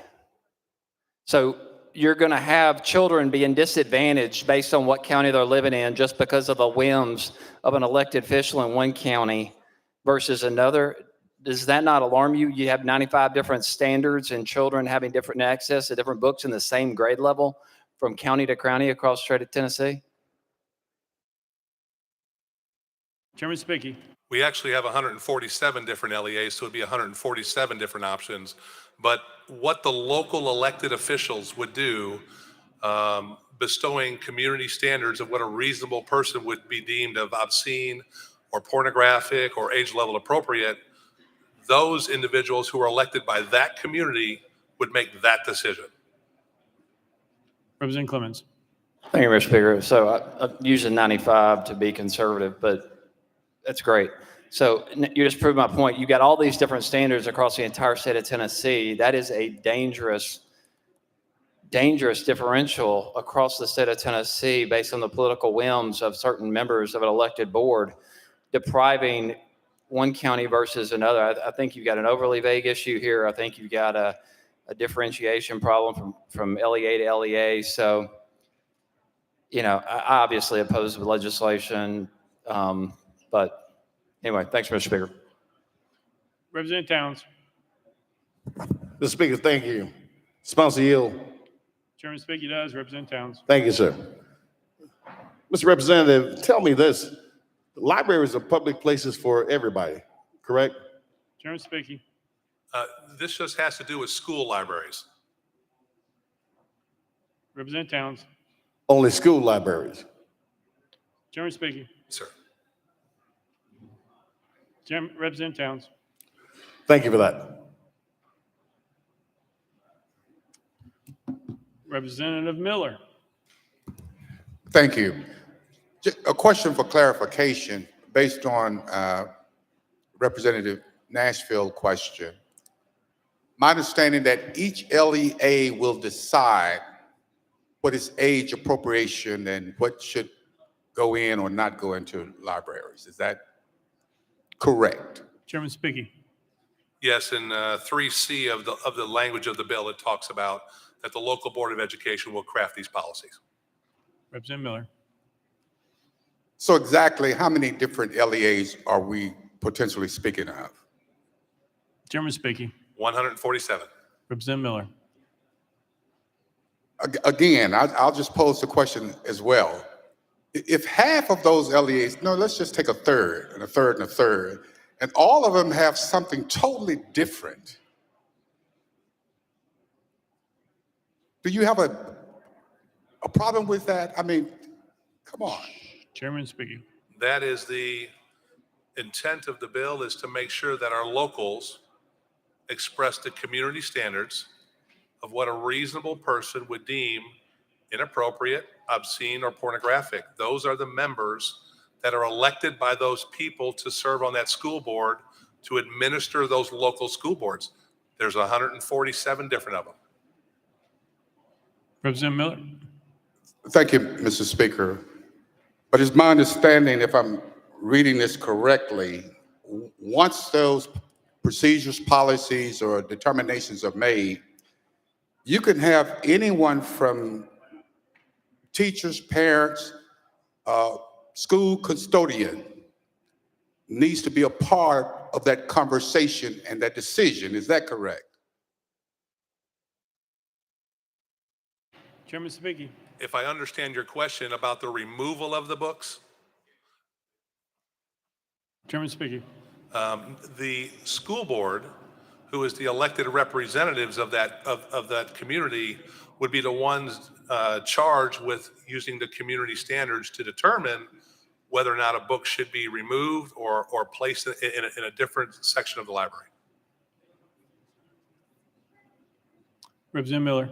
Again, as I read this, a procedure for the local board of education or public charter schools governing body to receive and evaluate feedback from a student's parent or guardian, or a school employee regarding one or more of the materials in the library collection of the students or employee school. So my question again, you could actually have a school custodian to help make a determination and a decision. That's my question. Chairman Spiggy. Well, technically, not to put a limiting factor as you have, anybody from that county serving that LEA could come to the school board in an open forum and make an opinion on a book that may or may not be challenged. That's right now currently that anybody can come to the school board and give an opinion. Representative Miller. I better understand, it's an opinion, and they express this opinion with the school board, but ultimately the school board makes that decision. But again, at the same time, you're looking across this state that you could have different decisions based on the district. Thank you, Mr. Speaker. Thank you. Representative Johnson of Knox. Thank you, Mr. Speaker. Often the school board is not made up of child development experts, folks like that. They are folks elected in the community, but this is not their specialty. So I'm curious what makes them better to decide than a librarian who uses, say, the Miller test and something like that. Also, I understand and certainly respect if a parent has a problem with a book, but I don't believe that because the parent doesn't want their child not to be able to check out the book, that means no child in the school can check out the book. So could you answer those two questions? Chairman Spiggy. I guess the answer to the first question would be local flexibility. And the answer to the second question would be the local school board of education, the local board of education. It is intent to be vague in the bill so that they have maximum flexibility to determine, can they bring librarians in? Can they be experts in the subject matter to come in? That's why it's vague like this. It's not written prescriptive of only these people can evaluate it. The local school boards will bring people on board that can help them evaluate whether it's grade level inappropriate, obscene, pornographic, etc. Representative Johnson. I just see this to be a time-intensive process when we've had something that has worked for years, and we still have a process where a parent can contest a book. But the reality is, you can get on a list where your child can't check out a book, but the rest of the folks can. And I think it's important to say that history has not looked fondly on those who ban books. Chairman Spiggy. Just to clarify, there's nothing in this bill that bans any book. It just creates a process for an evaluation to be on textbooks in the school libraries. That's all it does. Representative Stewart. Thank you, Mr. Speaker. Mr. Sponsor, is there a limit on this provision that requires the school boards to create what your bill calls a procedure for students and other people to challenge books in a library? Chairman Spiggy. No. Representative Stewart. So potentially you could have 500 books challenged in a year. And we'll combine two questions. And what does your bill say about the process that has to be provided and then the appeal? Is there anything that specifically says what happens when a student is disappointed after he challenges books in the school library? Chairman Spiggy. Ask that question again for me, please, one at a time. Representative Stewart. Fair enough. There's nothing in this bill that says that there couldn't be, say, 500 challenges to books in a given year, right? Chairman speaking. That is correct.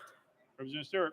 And I don't think there's anything in the bill that articulates what precise procedures required and what appeal occurs when someone's disappointed with the procedure that the board puts out. Is that right? Chairman speaking.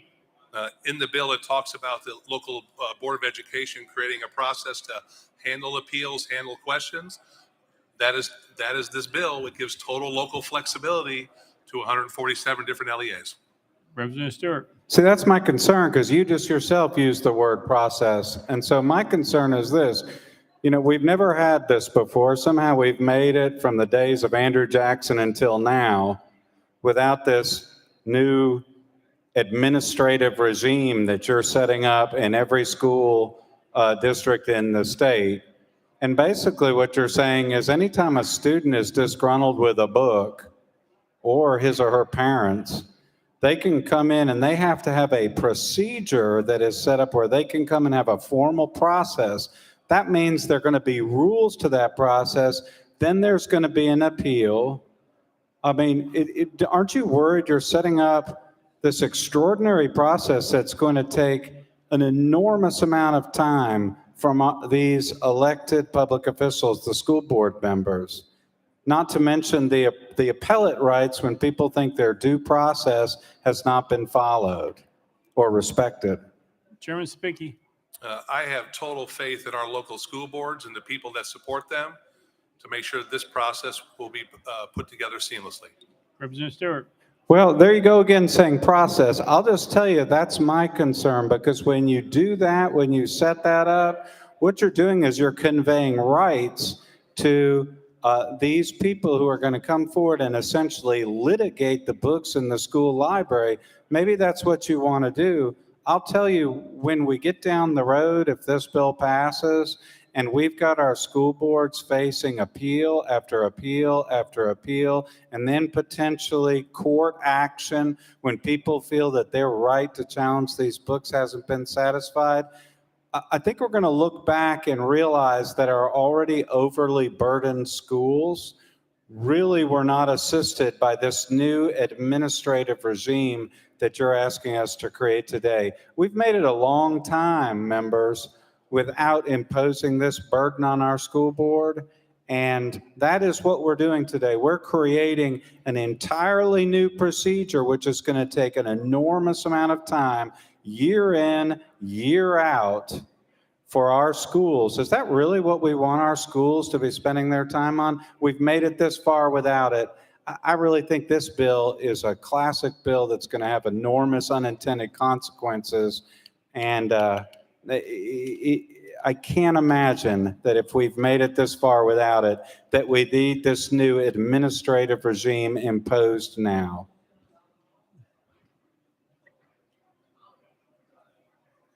Representative Warner. Thank you, Mr. Speaker.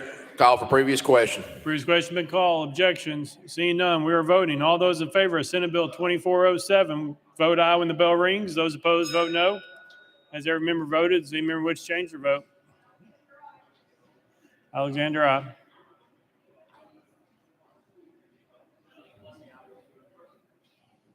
Gillespie, aye. Mr. Clerk, please take the vote. Aye, 73, 21 nays. Senate Bill 2407, having received the constitutional majority, I hereby declare passed without objection. The motion to reconsider is tabled. Call the next bill, Mr. Clerk. SJR 1147 by Representative Gillespie and others, a resolution relative to sanctions against Russia for its invasion of Ukraine. Representative Gillespie, you're recognized.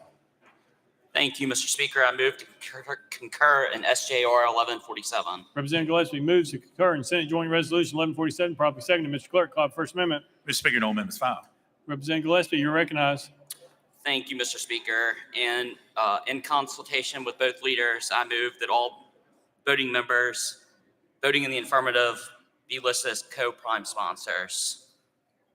And I renew my motion. Representative Gillespie renews his motion. Exclusion is duly noted without objection. Any discussion? Representative Parkinson. Thank you, Mr. Speaker. Can you explain the SJR for us, please? Thank you. Representative Gillespie.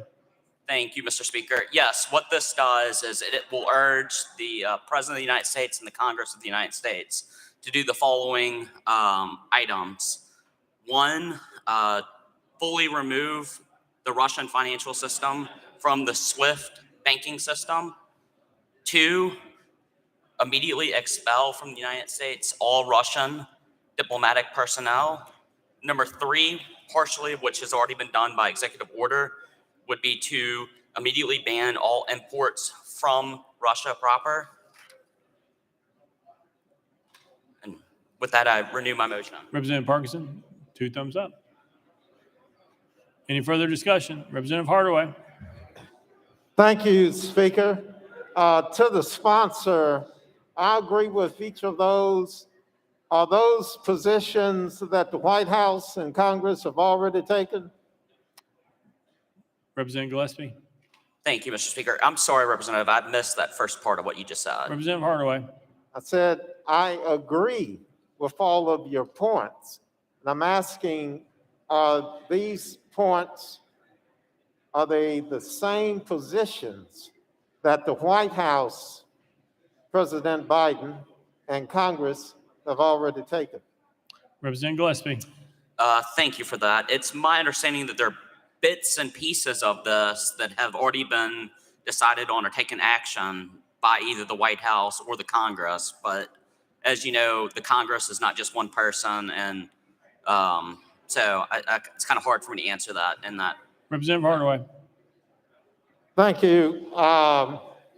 So we are supporting the White House and the congressional foreign policy positions on Ukraine. We're not going in saying anything different, sending a different message to the world. Representative Gillespie. Thank you, Mr. Speaker. What we are simply, as a state, urging that the President and the United States Congress take action on those 3 items I just listed. Representative Hardaway. All right, thank you, Speaker. Thank you, sponsor. I support the White House. I support the congressional positions as of now. And because your resolution speaks to the same, I support your bill. Any further discussion? Seeing none. Any objection to the question? Seeing none. All those in favor of Senate Joint Resolution 1147, vote aye when the bell rings. Those opposed, vote no. Has every member cast their vote? Does any member wish to change their vote?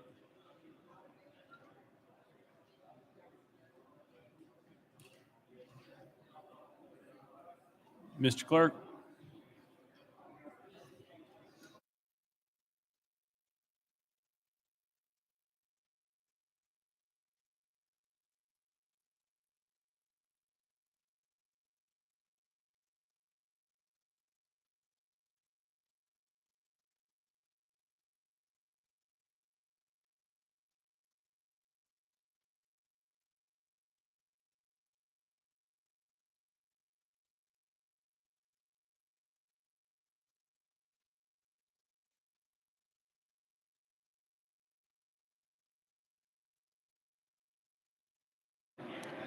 Ms. Clerk, please take the vote.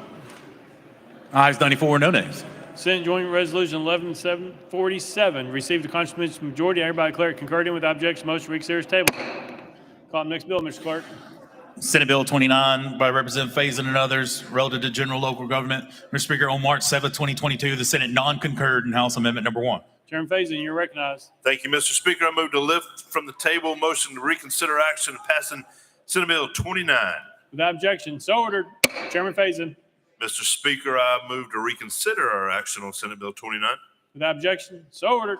Chairman Faison. Mr. Speaker, I move passage of Senate Bill 29 on third and final consideration. Chairman Faison moves passage of Senate Bill 29. Properly seconded. Chairman Faison, you're recognized. I move to reconsider action on Amendment Number 1. Without objection, so ordered. Chairman Faison.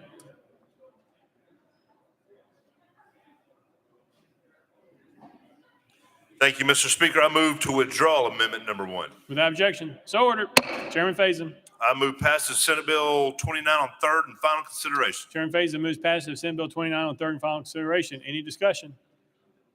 Leader Camper. Thank you, Mr. Speaker.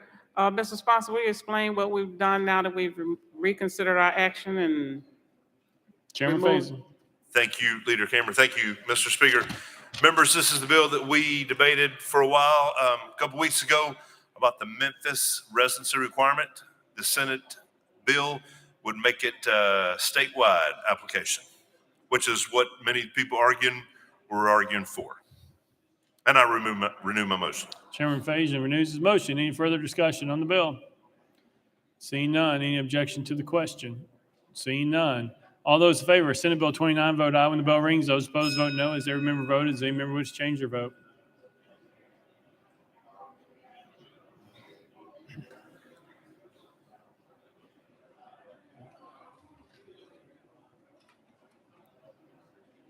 Mr. Clerk, please take the vote. Aye, 75, 17 nays. Senate Bill 29, having received the constitutional majority, I hereby declare it passed. I object to the motion to reconsider its table. Next message, Mr. Clerk. House Bill 1904 by Chairman Faison relative to safety. Mr. Speaker, on March 7th, 2022, the Senate substituted House Bill 1904 for Senate Bill 1909, adopted Amendment 1, and passed House Bill 1904 as amended. Chairman Faison, you're recognized. Thank you, Mr. Speaker. I move to concur in Senate Amendment number 1. Chairman Faison moves to concur in Senate Amendment number 1, probably seconded. Any discussion on the amendment? Seeing none. Any objection to the question? Seeing none. All those in favor of Senate Amendment number 1, vote aye when the bell rings. Those opposed, vote no. As every member voted, does any member wish to change their vote?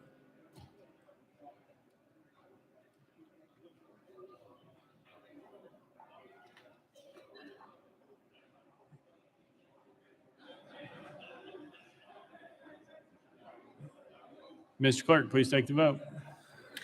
Ayes 93, 1 nay. Senate Amendment number 1, having received the constitutional majority, I hereby declare concurred in without objection. Motion to reconsider is tabled. Call up next message, Mr. Clerk. House Bill 1956 by Chairman Crawford and others relative to public health. Mr. Speaker, on March 7th, 2022, the Senate substituted House Bill 1956 for Senate Bill 1908, adopted Amendment 1, and passed House Bill 1956 as amended. Chairman Crawford, you're recognized.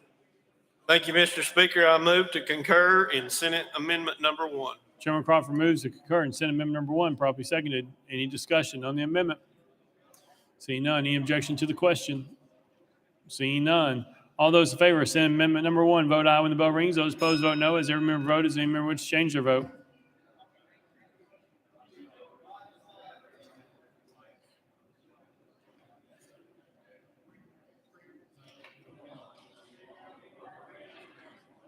Please take the vote, Mr. Clerk. Ayes 93, no nays. Senate Amendment number 1, having received the constitutional majority, I hereby declare concurred in without objection. Motion to reconsider is tabled. Call up next message, Mr. Clerk. House Bill 2238 by Representative Freeman relative to alcoholic beverages. Mr. Speaker, on March 7, 2022, the Senate substituted House Bill 2238 for Senate Bill 2197, adopted Amendment 1, passed House Bill 2238 as amended. Representative Freeman, you're recognized. Thank you, Mr. Speaker. I move to concur with Senate Amendment number 1. Representative Freeman moves to concur in Senate Amendment number 1, probably seconded. Any discussion on the amendment? Seeing none. Any objection to the question?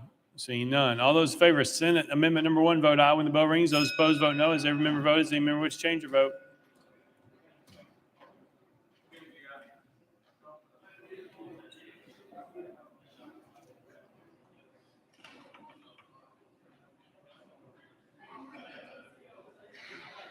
Take the vote, Mr. Clerk. Ayes 83, 9 nays, 2 present, unvoted. Senate Amendment number 1, having received a constitutional majority, I hereby declare concurred in without objection. Motion to reconsider is tabled. Next message, Mr. Clerk. Mr. Speaker, that completes the message calendar. Next order, Mr. Clerk. Unfinished business. Unfinished business. Leader Lambert, you recognize. Thank you, Mr. Speaker. And members, again, these are several bills that I've confirmed with the minority leader on and with the different chairmen that many of you have asked to have in committee this week. With that, Mr. Speaker, I move that House Bill 2850 be heard in the Civil Justice Subcommittee this week. You've heard the motion. Any objections? Without objection, so ordered. Leader Lambert. Thank you, Mr. Speaker. Move that House Bill 946 and House Bill 2290 be heard in the Health Subcommittee this week. You've heard the motion. Any objection? Without objection, so ordered. Leader Lambert. Thank you, Mr. Speaker. Move that House Bill 233 be heard in Children and Family Affairs Subcommittee this week. You've heard the motion. Any objections? Without objection, so ordered. Leader Lambert. Thank you, Mr. Speaker. Move that House Bill 2283 be heard in the Business Utilities Subcommittee this week. You've heard the motion. Any objections? Without objection, so ordered. Leader Lambert. Thank you, Mr. Speaker. I move that House Bill 2676 be heard in the Public Service Subcommittee this week. You've heard the motion. Any objections? Without objection, so ordered. Leader Lambert. Thank you, Mr. Speaker. Members, this next bill is the annual charitable gaming omnibus bill, and I'll be suspending the rules for it to be considered. Mr. Speaker, I move the rules be suspended for immediate introduction and consideration of House Resolution number 168. Mr. Clerk, read the caption. House Resolution 168 by Leader Lambert, the resolution to approve annual events by certain 501c organizations in accordance with the provisions of Article 11, Section 5 of the Constitution of Tennessee and pursuant to the Tennessee Nonprofit Gaming Law. You've heard the caption. Any objections? Without objection, the rules suspended. Leader Lambert. Thank you, Mr. Speaker. I move the adoption of House Resolution number 168. Leader Lambert moves adoption of House Resolution 168, properly seconded. Any objection to the question? Seeing none. All those in favor of House Resolution 168, vote aye when the bell rings. Those opposed, vote no. As every member cast their vote, see member which change your vote. Faison, aye. Love, aye.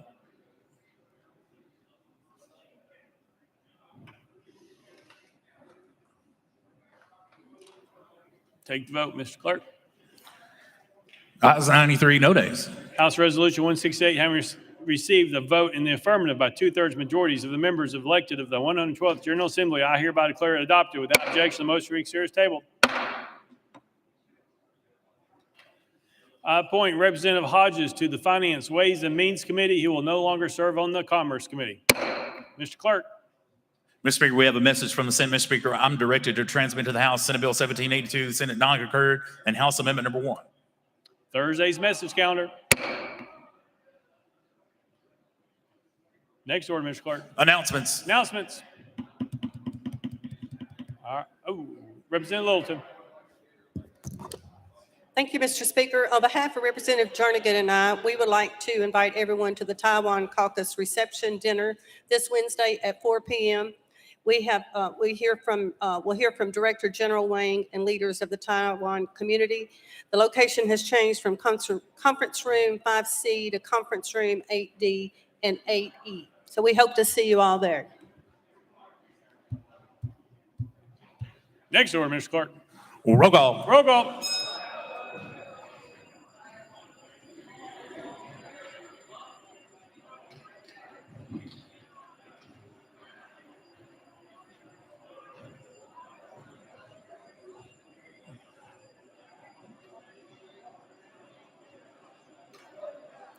Mr. Clerk, please take the roll. Mr. Speaker, 95 members present. Next order, Mr. Clerk. That completes the regular order, Mr. Speaker. Leader Gant, you're recognized. Thank you, Mr. Speaker. I move the House stand in recess until 9 a.m. on Thursday, March 17th, 2022. Without objection, the House stands in recess till 9 a.m. on Thursday, March 17th, 2022.